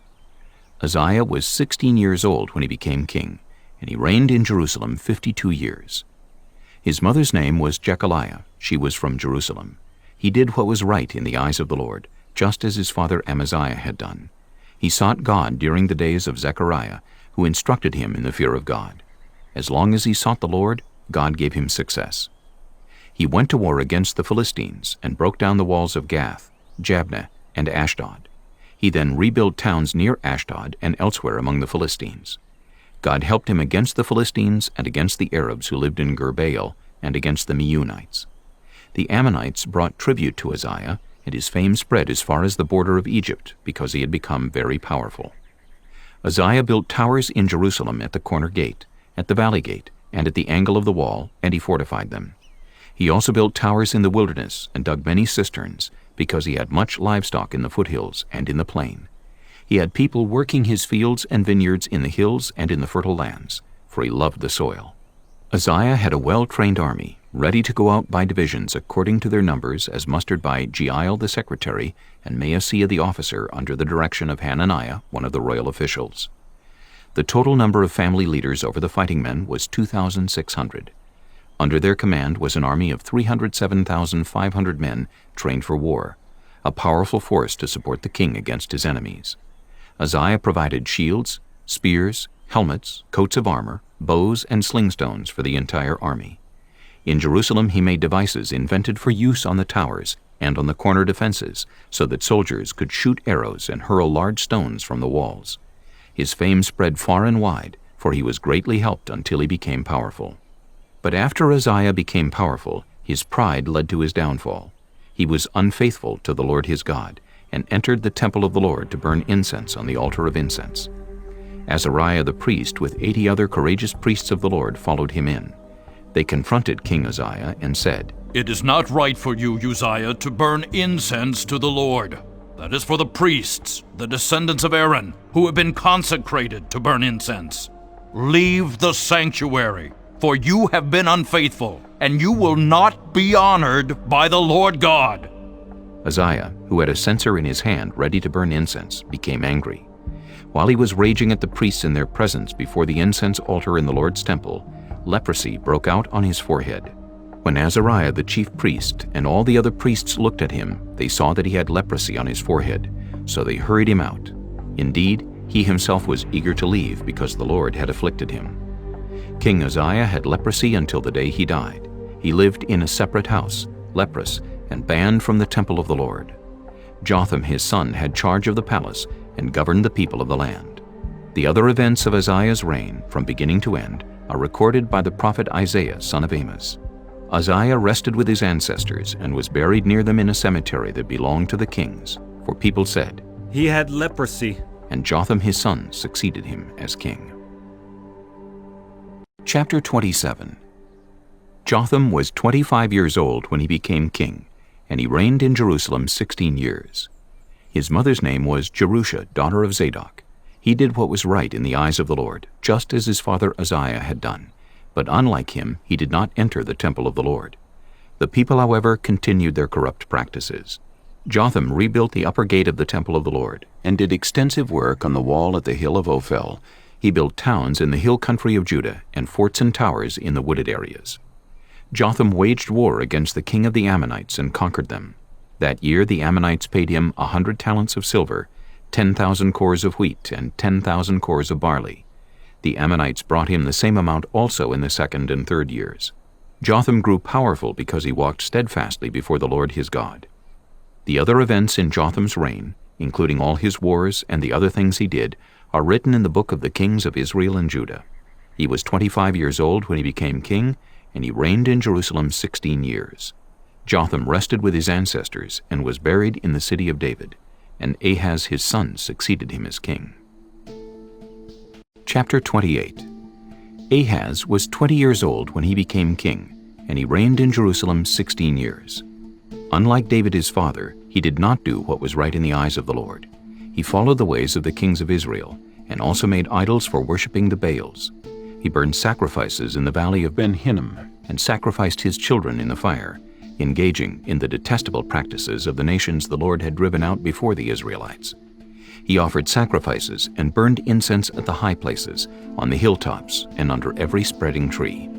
Therefore the Lord his God delivered him into the hands of the king of Aram. The Arameans defeated him, and took many of his people as prisoners, and brought them to Damascus. He was also given into the hands of the king of Israel, who inflicted heavy casualties on him. In one day, Pekah, son of Remaliah, killed 120,000 soldiers in Judah, because Judah had forsaken the Lord, the God of their ancestors. Zichri, an Ephraimite warrior, killed Maaseiah the king's son, Azrikam, the officer in charge of the palace, and Elkanah, second to the king. The men of Israel took captive from their fellow Israelites who were from Judah 200,000 wives, sons, and daughters. They also took a great deal of plunder, which they carried back to Samaria. But a prophet of the Lord named Oded was there, and he went out to meet the army when it returned to Samaria. He said to them, "Because the Lord, the God of your ancestors, was angry with Judah, he gave them into your hand. But you have slaughtered them in a rage that reaches to heaven. And now you intend to make the men and women of Judah and Jerusalem your slaves. But aren't you also guilty of sins against the Lord your God? Now listen to me. Send back your fellow Israelites you have taken as prisoners, for the Lord's fierce anger rests on you." Then some of the leaders in Ephraim, Azariah son of Jehohanan, Berechiah son of Meshillemoth, Jehizkiah son of Shallum, and Amasa son of Hadlai, confronted those who were arriving from the war. "You must not bring those prisoners here," they said, "or we will be guilty before the Lord. Do you intend to add to our sin and guilt? For our guilt is already great, and his fierce anger rests on Israel." So the soldiers gave up the prisoners and plunder in the presence of the officials and all the assembly. The men designated by name took the prisoners, and from the plunder they clothed all who were naked. They provided them with clothes and sandals, food and drink, and healing balm. All those who were weak they put on donkeys. So they took them back to their fellow Israelites at Jericho, the city of palms, and returned to Samaria. At that time King Ahaz sent to the kings of Assyria for help. The Edomites had again come and attacked Judah and carried away prisoners, while the Philistines had raided towns in the foothills and in the Negev of Judah.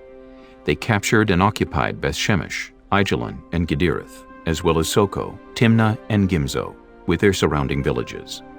The Lord had humbled Judah because of Ahaz king of Israel, for he had promoted wickedness in Judah, and had been most unfaithful to the Lord. Tiglath-Pileser king of Assyria came to him, but he gave him trouble instead of help. Ahaz took some of the things from the temple of the Lord, and from the royal palace, and from the officials, and presented them to the king of Assyria, but that did not help him. In his time of trouble, King Ahaz became even more unfaithful to the Lord. He offered sacrifices to the gods of Damascus who had defeated him, for he thought, "Since the gods of the kings of Aram have helped them, I will sacrifice to them, so they will help me." But they were his downfall, and the downfall of all Israel. Ahaz gathered together the furnishings from the temple of God and cut them in pieces. He shut the doors of the Lord's temple and set up altars at every street corner in Jerusalem.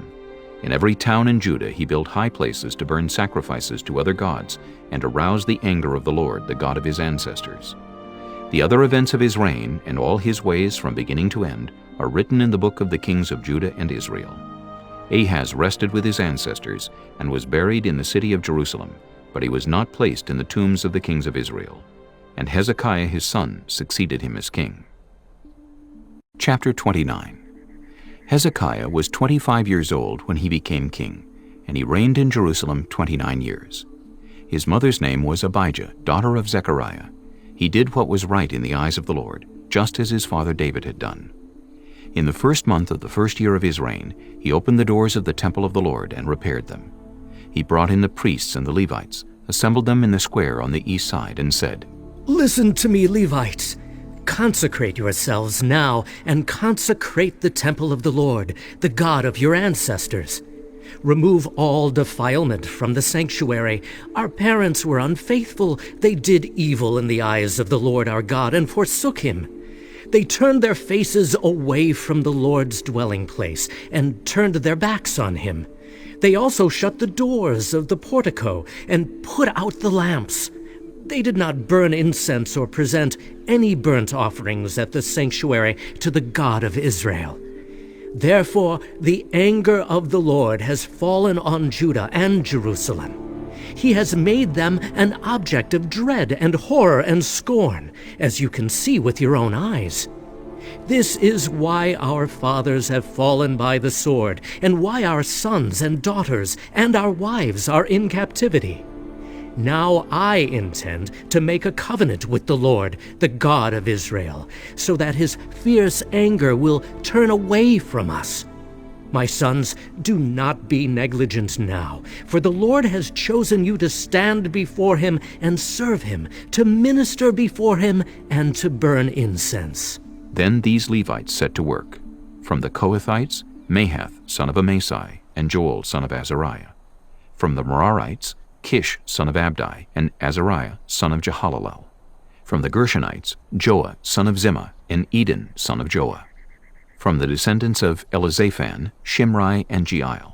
From the descendants of Asaph, Zechariah and Mattaniah. From the descendants of Heman, Jehiel and Shimei.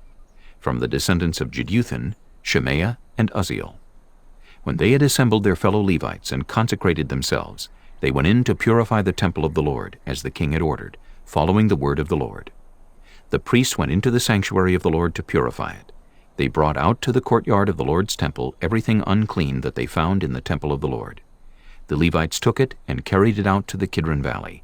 They began the consecration on the first day of the first month, and by the 8th day of the month they reached the portico of the Lord.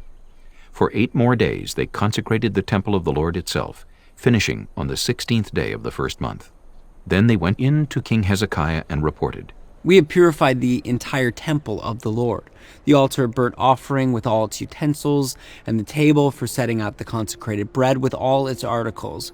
We have prepared and consecrated all the articles the king Ahaz removed in his unfaithfulness while he was king. They are now in front of the Lord's altar." Early the next morning, King Hezekiah gathered the city officials together and went up to the temple of the Lord. They brought 7 bulls, 7 rams, 7 male lambs, and 7 male goats as a sin offering for the kingdom, for the sanctuary, and for Judah. The king commanded the priests, the descendants of Aaron, to offer these on the altar of the Lord. So they slaughtered the bulls, and the priests took the blood and splashed it against the altar. Next they slaughtered the rams and splashed their blood against the altar. Then they slaughtered the lambs and splashed their blood against the altar. The goats for the sin offering were brought before the king and the assembly, and they laid their hands on them. The priests then slaughtered the goats and presented their blood on the altar for a sin offering to atone for all Israel, because the king had ordered the burnt offering and the sin offering for all Israel. He stationed the Levites in the temple of the Lord with cymbals, harps, and lyres in the way prescribed by David and Gad the king's seer and Nathan the prophet. This was commanded by the Lord through his prophets. So the Levites stood ready with David's instruments and the priests with their trumpets. Hezekiah gave the order to sacrifice the burnt offering on the altar. As the offering began, singing to the Lord began also, accompanied by trumpets and the instruments of David king of Israel. The whole assembly bowed in worship, while the musicians played and the trumpet sounded. All this continued until the sacrifice of the burnt offering was completed. When the offerings were finished, the king and everyone present with him knelt down and worshipped. King Hezekiah and his officials ordered the Levites to praise the Lord with the words of David and of Asaph the seer. So they sang praises with gladness and bowed down and worshipped. Then Hezekiah said, "You have now dedicated yourselves to the Lord. Come and bring sacrifices and thank offerings to the temple of the Lord." So the assembly brought sacrifices and thank offerings, and all whose hearts were willing brought burnt offerings. The number of burnt offerings the assembly brought was 70 bulls, 100 rams, and 200 male lambs, all of them for burnt offerings to the Lord. The animals consecrated as sacrifices amounted to 600 bulls and 3,000 sheep and goats. The priests, however, were too few to skin all the burnt offerings, so their relatives the Levites helped them until the task was finished and until other priests had been consecrated, for the Levites had been more conscientious in consecrating themselves than the priests had been. There were burnt offerings in abundance, together with the fat of the fellowship offerings and the drink offerings that accompanied the burnt offerings. So the service of the temple of the Lord was re-established.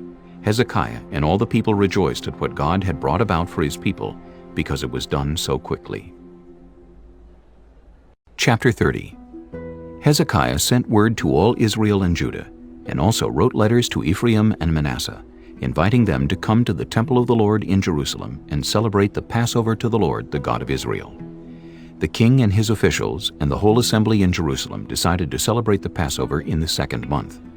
They had not been able to celebrate it at the regular time because not enough priests had consecrated themselves and the people had not assembled in Jerusalem. The plan seemed right both to the king and to the whole assembly. They decided to send a proclamation throughout Israel from Beersheba to Dan, calling the people to come to Jerusalem and celebrate the Passover to the Lord, the God of Israel. It had not been celebrated in large numbers according to what was written.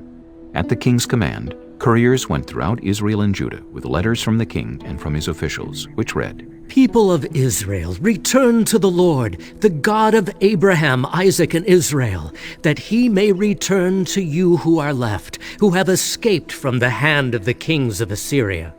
Do not be like your parents and your fellow Israelites, who were unfaithful to the Lord, the God of their ancestors, so that he made them an object of horror, as you see. Do not be stiff-necked as your ancestors were. Submit to the Lord. Come to his sanctuary, which he has consecrated forever. Serve the Lord your God, so that his fierce anger will turn away from you. If you return to the Lord, then your fellow Israelites and your children will be shown compassion by their captors and will return to this land. For the Lord your God is gracious and compassionate. He will not turn his face from you if you return to him." The couriers went from town to town in Ephraim and Manasseh, as far as Zebulun, but people scorned and ridiculed them. Nevertheless, some from Asher, Manasseh, and Zebulun humbled themselves and went to Jerusalem. Also in Judah, the hand of God was on the people to give them unity of mind to carry out what the king and his officials had ordered, following the word of the Lord.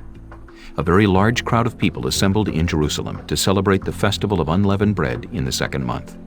They removed the altars in Jerusalem and cleared away the incense altars and threw them into the Kidron Valley. They slaughtered the Passover lamb on the 14th day of the 2nd month.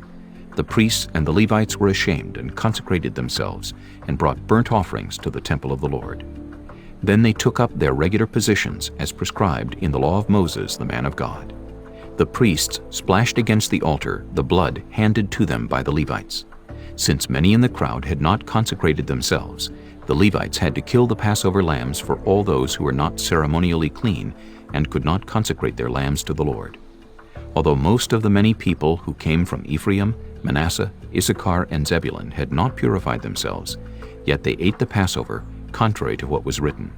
But Hezekiah prayed for them, saying, "May the Lord, who is good, pardon everyone who sets their heart on seeking God, the Lord, the God of their ancestors, even if they are not clean according to the rules of the sanctuary." And the Lord heard Hezekiah and healed the people. The Israelites who were present in Jerusalem celebrated the festival of unleavened bread for 7 days with great rejoicing, while the Levites and priests praised the Lord every day with resounding instruments dedicated to the Lord. Hezekiah spoke encouragingly to all the Levites, who showed good understanding of the service of the Lord. For the 7 days they ate their assigned portion and offered fellowship offerings and praised the Lord, the God of their ancestors. The whole assembly then agreed to celebrate the festival 7 more days. So for another 7 days they celebrated joyfully. Hezekiah, king of Judah, provided 1,000 bulls and 7,000 sheep and goats for the assembly, and the officials provided them with 1,000 bulls and 10,000 sheep and goats. A great number of priests consecrated themselves. The entire assembly of Judah rejoiced, along with the priests and Levites, and all who had assembled from Israel, including the foreigners who had come from Israel, and also those who resided in Judah. There was great joy in Jerusalem, for since the days of Solomon, son of David, king of Israel, there had been nothing like this in Jerusalem. The priests and the Levites stood to bless the people, and God heard them, for their prayer reached heaven, his holy dwelling place. Chapter 31. When all this had ended, the Israelites who were there went out to the towns of Judah, smashed the sacred stones, and cut down the Asherah poles. They destroyed the high places and the altars throughout Judah and Benjamin, and in Ephraim and Manasseh. After they had destroyed all of them, the Israelites returned to their own towns and to their own property. Hezekiah assigned the priests and Levites to divisions, each of them according to their duties as priests or Levites, to offer burnt offerings and fellowship offerings, to minister, to give thanks, and to sing praises at the gates of the Lord's dwelling. The king contributed from his own possessions for the morning and evening burnt offerings, and for the burnt offerings on the Sabbaths, at the new moons, and at the appointed festivals as written in the law of the Lord. He ordered the people living in Jerusalem to give the portion due the priests and Levites so they could devote themselves to the law of the Lord. As soon as the order went out, the Israelites generously gave the first fruits of their grain, new wine, olive oil, and honey, and all that the fields produced. They brought a great amount, a tithe of everything. The people of Israel and Judah who lived in the towns of Judah also brought a tithe of their herds and flocks, and a tithe of the holy things dedicated to the Lord their God, and they piled them in heaps. They began doing this in the 3rd month and finished in the 7th month. When Hezekiah and his officials came and saw the heaps, they praised the Lord and blessed his people Israel. Hezekiah asked the priests and Levites about the heaps, and Azariah the chief priest from the family of Zadok answered, "Since the people began to bring their contributions to the temple of the Lord, we have had enough to eat and plenty to spare, because the Lord has blessed his people, and this great amount is left over." Hezekiah gave orders to prepare storerooms in the temple of the Lord, and this was done. Then they faithfully brought in the contributions, tithes, and dedicated gifts. Conaniah, a Levite, was the overseer in charge of these things, and his brother Shimei was next in rank. Jehiel, Azaziah, Nahath, Asahel, Jeremoth, Jozabad, Eliel, Ismachiah, Mahath, and Benaiah were assistants of Conaniah and Shimei his brother. All these served by appointment of King Hezekiah and Azariah the official in charge of the temple of God. Kori, son of Imnah the Levite, keeper of the east gate, was in charge of the freewill offerings given to God, distributing the contributions made to the Lord, and also the consecrated gifts. Eden, Miniamin, Jeshua, Shemaiah, Amariah, and Shechaniah assisted him faithfully in the towns of the priests, distributing to their fellow priests according to their divisions, old and young alike. In addition, they distributed to the males 3 years old or more, whose names were in the genealogical records, all who would enter the temple of the Lord to perform the daily duties of their various tasks, according to their responsibilities and their divisions. And they distributed to the priests enrolled by their families in the genealogical records, and likewise to the Levites 20 years old or more, according to their responsibilities and their divisions.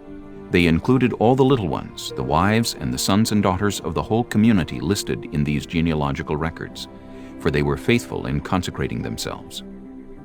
As for the priests, the descendants of Aaron, who lived on the farmlands around their towns or in any other towns, men were designated by name to distribute portions to every male among them, and to all who were recorded in the genealogies of the Levites.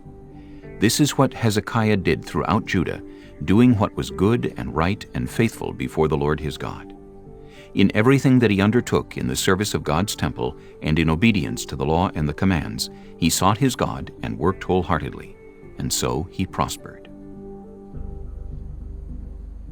Chapter 32. After all that Hezekiah had so faithfully done, Sennacherib, king of Assyria, came and invaded Judah.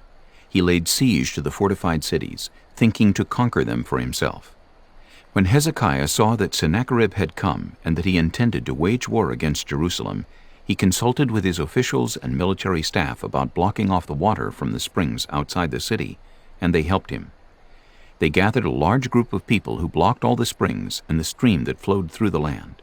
"Why should the kings of Assyria come and find plenty of water?" they said. Then he worked hard repairing all the broken sections of the wall and building towers on it.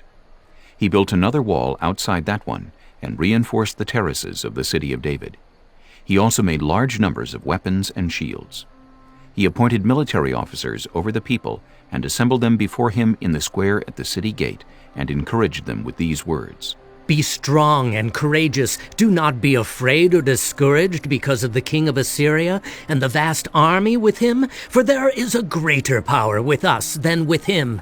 With him is only the arm of flesh, but with us is the Lord our God, to help us and to fight our battles. And the people gained confidence from what Hezekiah the king of Judah said. Later, when Sennacherib king of Assyria and all his forces were laying siege to Lachish, he sent his officers to Jerusalem with this message for Hezekiah king of Judah and for all the people of Judah who were there. This is what Sennacherib king of Assyria says. On what are you basing your confidence that you remain in Jerusalem under siege? When Hezekiah says, "The Lord our God will save us from the hand of the king of Assyria," he is misleading you to let you die of hunger and thirst.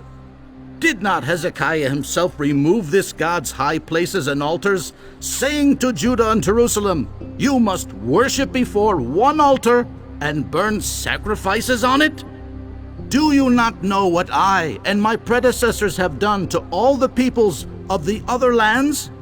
Were the gods of those nations ever able to deliver their land from my hand? Who of all the gods of these nations that my predecessors destroyed has been able to save his people from me? How then can your God deliver you from my hand? Now do not let Hezekiah deceive you and mislead you like this. Do not believe him, for no God of any nation or kingdom has been able to deliver his people from my hand or the hand of my predecessors. How much less will your God deliver you from my hand? Sennacherib's officers spoke further against the Lord God and against his servant Hezekiah. The king also wrote letters ridiculing the Lord, the God of Israel, and saying this against him: Just as the gods of the peoples of the other lands did not rescue their people from my hand, so the God of Hezekiah will not rescue his people from my hand. Then they called out in Hebrew to the people of Jerusalem who were on the wall, to terrify them and make them afraid in order to capture the city. They spoke about the God of Jerusalem as they did about the gods of the other peoples of the world, the work of human hands. King Hezekiah and the prophet Isaiah, son of Amos, cried out in prayer to heaven about this. And the Lord sent an angel who annihilated all the fighting men and the commanders and officers in the camp of the Assyrian king. So he withdrew to his own land in disgrace. And when he went into the temple of his God, some of his sons, his own flesh and blood, cut him down with a sword. So the Lord saved Hezekiah and the people of Jerusalem from the hand of Sennacherib king of Assyria, and from the hand of all others. He took care of them on every side. Many brought offerings to Jerusalem for the Lord, and valuable gifts for Hezekiah king of Judah. From then on, he was highly regarded by all the nations. In those days, Hezekiah became ill and was at the point of death. He prayed to the Lord, who answered him and gave him a miraculous sign. But Hezekiah's heart was proud, and he did not respond to the kindness shown him. Therefore the Lord's wrath was on him and on Judah and Jerusalem. Then Hezekiah repented of the pride of his heart, as did the people of Jerusalem. Therefore the Lord's wrath did not come on them during the days of Hezekiah. Hezekiah had very great wealth and honor, and he made treasuries for his silver and gold, and for his precious stones, spices, shields, and all kinds of valuables. He also made buildings to store the harvest of grain, new wine, and olive oil. And he made stalls for various kinds of cattle, and pens for the flocks.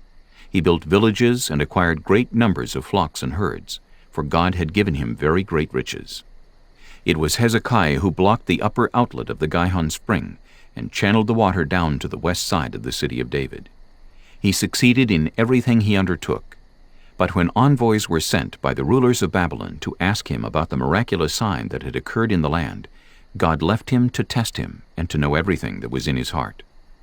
The other events of Hezekiah's reign and his acts of devotion are written in the vision of the prophet Isaiah, son of Amos, in the book of the kings of Judah and Israel. Hezekiah rested with his ancestors and was buried on the hill where the tombs of David's descendants are. All Judah and the people of Jerusalem honored him when he died, and Manasseh his son succeeded him as king. Chapter 33. Manasseh was 12 years old when he became king, and he reigned in Jerusalem 55 years. He did evil in the eyes of the Lord, following the detestable practices of the nations the Lord had driven out before the Israelites. He rebuilt the high places his father Hezekiah had demolished. He also erected altars to the Baals and made Asherah poles. He bowed down to all the starry hosts and worshipped them. He built altars in the temple of the Lord, of which the Lord had said, "My name will remain in Jerusalem forever." In both courts of the temple of the Lord he built altars to all the starry hosts.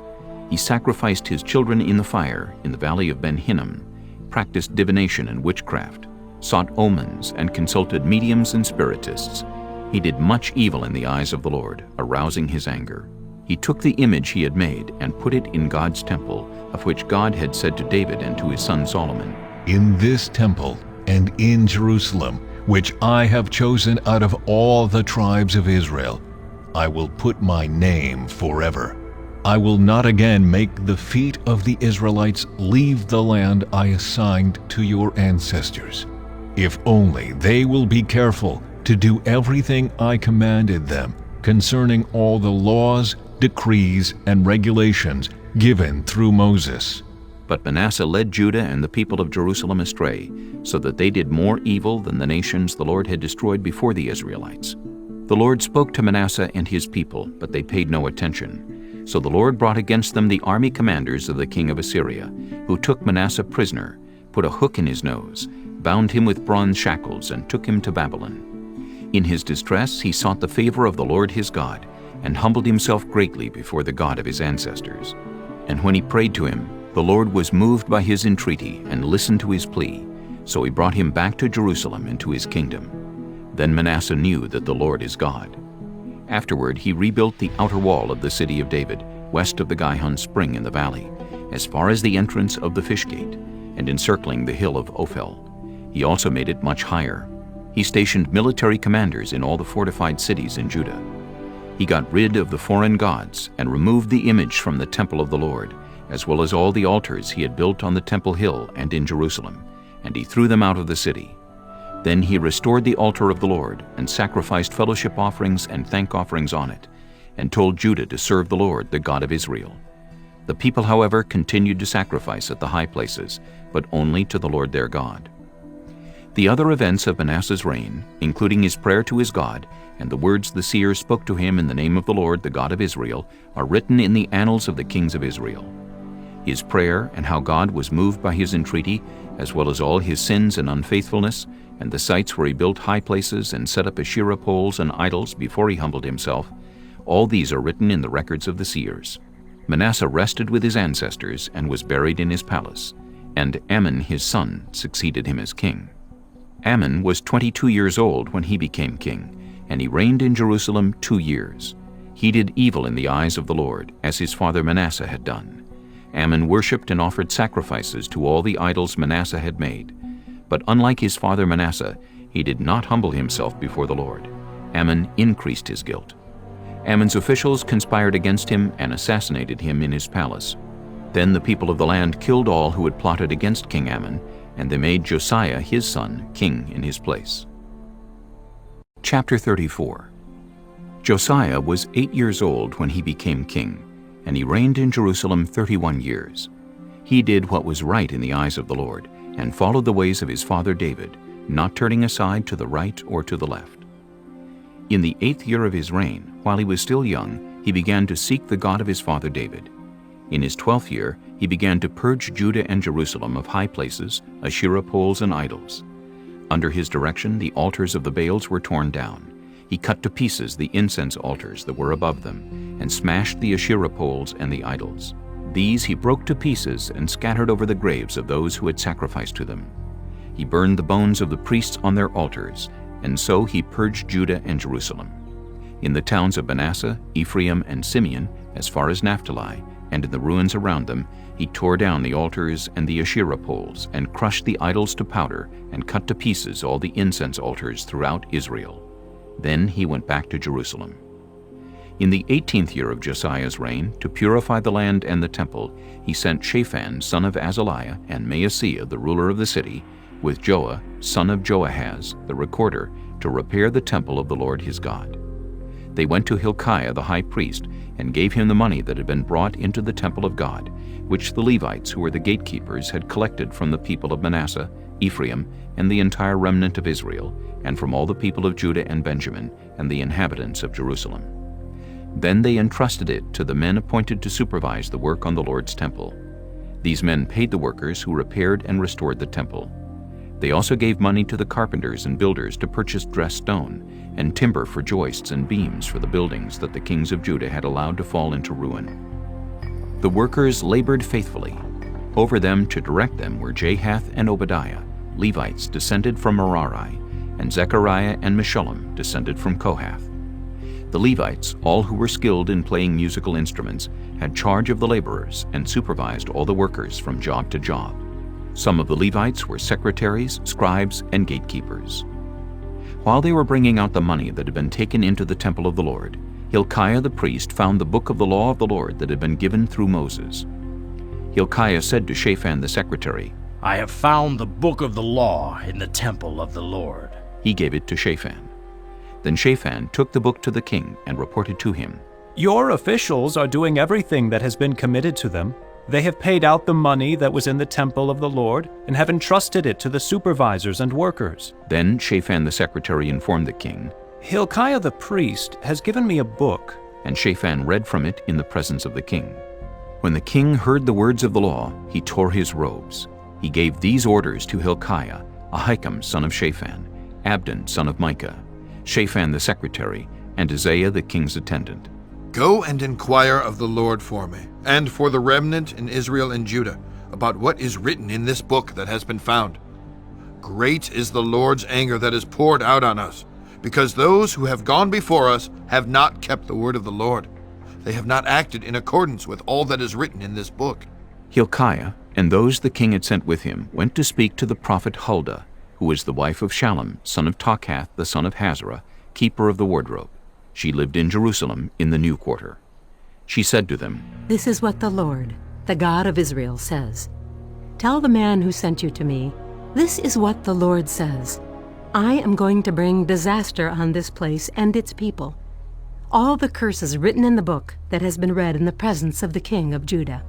Because they have forsaken me and burned incense to other gods and aroused my anger by all that their hands have made, my anger will be poured out on this place and will not be quenched.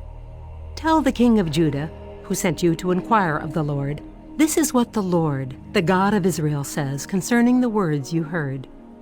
Because your heart was responsive, and you humbled yourself before God when you heard what he spoke against this place and its people, and because you humbled yourself before me and tore your robes and wept in my presence, I have heard you, declares the Lord. Now I will gather you to your ancestors, and you will be buried in peace. Your eyes will not see all the disaster I am going to bring on this place and on those who live here." So they took her answer back to the king. Then the king called together all the elders of Judah and Jerusalem. He went up to the temple of the Lord with the people of Judah, the inhabitants of Jerusalem, the priests and the Levites, all the people from the least to the greatest. He read in their hearing all the words of the book of the covenant, which had been found in the temple of the Lord. The king stood by his pillar and renewed the covenant in the presence of the Lord, to follow the Lord and keep his commands, statutes, and decrees with all his heart and all his soul, and to obey the words of the covenant written in this book. Then he had everyone in Jerusalem and Benjamin pledge themselves to it. The people of Jerusalem did this in accordance with the covenant of God, the God of their ancestors. Josiah removed all the detestable idols from all the territory belonging to the Israelites, and he had all who were present in Israel serve the Lord their God. As long as he lived, they did not fail to follow the Lord, the God of their ancestors. Chapter 35. Josiah celebrated the Passover to the Lord in Jerusalem, and the Passover lamb was slaughtered on the 14th day of the first month. He appointed the priests to their duties and encouraged them in the service of the Lord's temple. He said to the Levites, who instructed all Israel and who had been consecrated to the Lord, "Put the sacred ark in the temple that Solomon, son of David, king of Israel, built. It is not to be carried about on your shoulders. Now serve the Lord your God and his people Israel. Prepare yourselves by families in your divisions, according to the instructions written by David, king of Israel, and by his son Solomon. Stand in the holy place with a group of Levites, for each subdivision of the families of your fellow Israelites, the lay people. Slaughter the Passover lambs, consecrate yourselves, and prepare the lambs for your fellow Israelites, doing what the Lord commanded through Moses." Josiah provided for all the lay people who were there a total of 30,000 lambs and goats for the Passover offerings, and also 3,000 cattle, all from the king's own possessions. His officials also contributed voluntarily to the people and the priests and Levites. Hilkiah, Zechariah, and Jehiel, the officials in charge of God's temple, gave the priests 2,600 Passover offerings and 300 cattle. Also, Conaniah, along with Shemaiah and Nethanel, his brothers, and Hashabiah, Jeiel, and Jozabad, the leaders of the Levites, provided 5,000 Passover offerings and 500 head of cattle for the Levites. The service was arranged, and the priests stood in their places with the Levites in their divisions as the king had ordered. The Passover lambs were slaughtered, and the priests splashed against the altar the blood handed to them, while the Levites skinned the animals. They set aside the burnt offerings to give them to the subdivisions of the families of the people to offer to the Lord, as it is written in the book of Moses. They did the same with the cattle. They roasted the Passover animals over the fire as prescribed, and boiled the holy offerings in pots, cauldrons, and pans, and served them quickly to all the people. After this, they made preparations for themselves and for the priests, because the priests, the descendants of Aaron, were sacrificing the burnt offerings and the fat portions until nightfall. So the Levites made preparations for themselves and for the Aaronic priests. The musicians, the descendants of Asaph, were in the places prescribed by David, Asaph, Heman, and Jeduthun, the king's seer. The gatekeepers at each gate did not need to leave their posts, because their fellow Levites made the preparations for them. So at that time, the entire service of the Lord was carried out for the celebration of the Passover and the offering of burnt offerings on the altar of the Lord, as King Josiah had ordered. The Israelites who were present celebrated the Passover at that time and observed the festival of unleavened bread for 7 days. The Passover had not been observed like this in Israel since the days of the prophet Samuel, and none of the kings of Israel had ever celebrated such a Passover as did Josiah with the priests, the Levites, and all Judah and Israel who were there with the people of Jerusalem. This Passover was celebrated in the 18th year of Josiah's reign. After all this, when Josiah had set the temple in order, Necho, king of Egypt, went up to fight at Carchemish on the Euphrates, and Josiah marched out to meet him in battle. But Necho sent messengers to him, saying, "What quarrel is there, king of Judah, between you and me? It is not you I am attacking at this time, but the house with which I am at war. God has told me to hurry, so stop opposing God, who is with me, or he will destroy you." Josiah, however, would not turn away from him, but disguised himself to engage him in battle. He would not listen to what Necho had said at God's command, but went to fight him on the plain of Megiddo. Archers shot King Josiah, and he told his officers, "Take me away. I am badly wounded." So they took him out of his chariot, put him in his other chariot, and brought him to Jerusalem, where he died. He was buried in the tombs of his ancestors, and all Judah and Jerusalem mourned for him. Jeremiah composed laments for Josiah, and to this day all the male and female singers commemorate Josiah in the laments. These became a tradition in Israel and are written in the laments. The other events of Josiah's reign and his acts of devotion in accordance with what is written in the law of the Lord, all the events from beginning to end, are written in the book of the kings of Israel and Judah. Chapter 36. And the people of the land took Jehoahaz, son of Josiah, and made him king in Jerusalem in place of his father. Jehoahaz was 23 years old when he became king, and he reigned in Jerusalem 3 months. The king of Egypt dethroned him in Jerusalem and imposed on Judah a levy of 100 talents of silver and a talent of gold.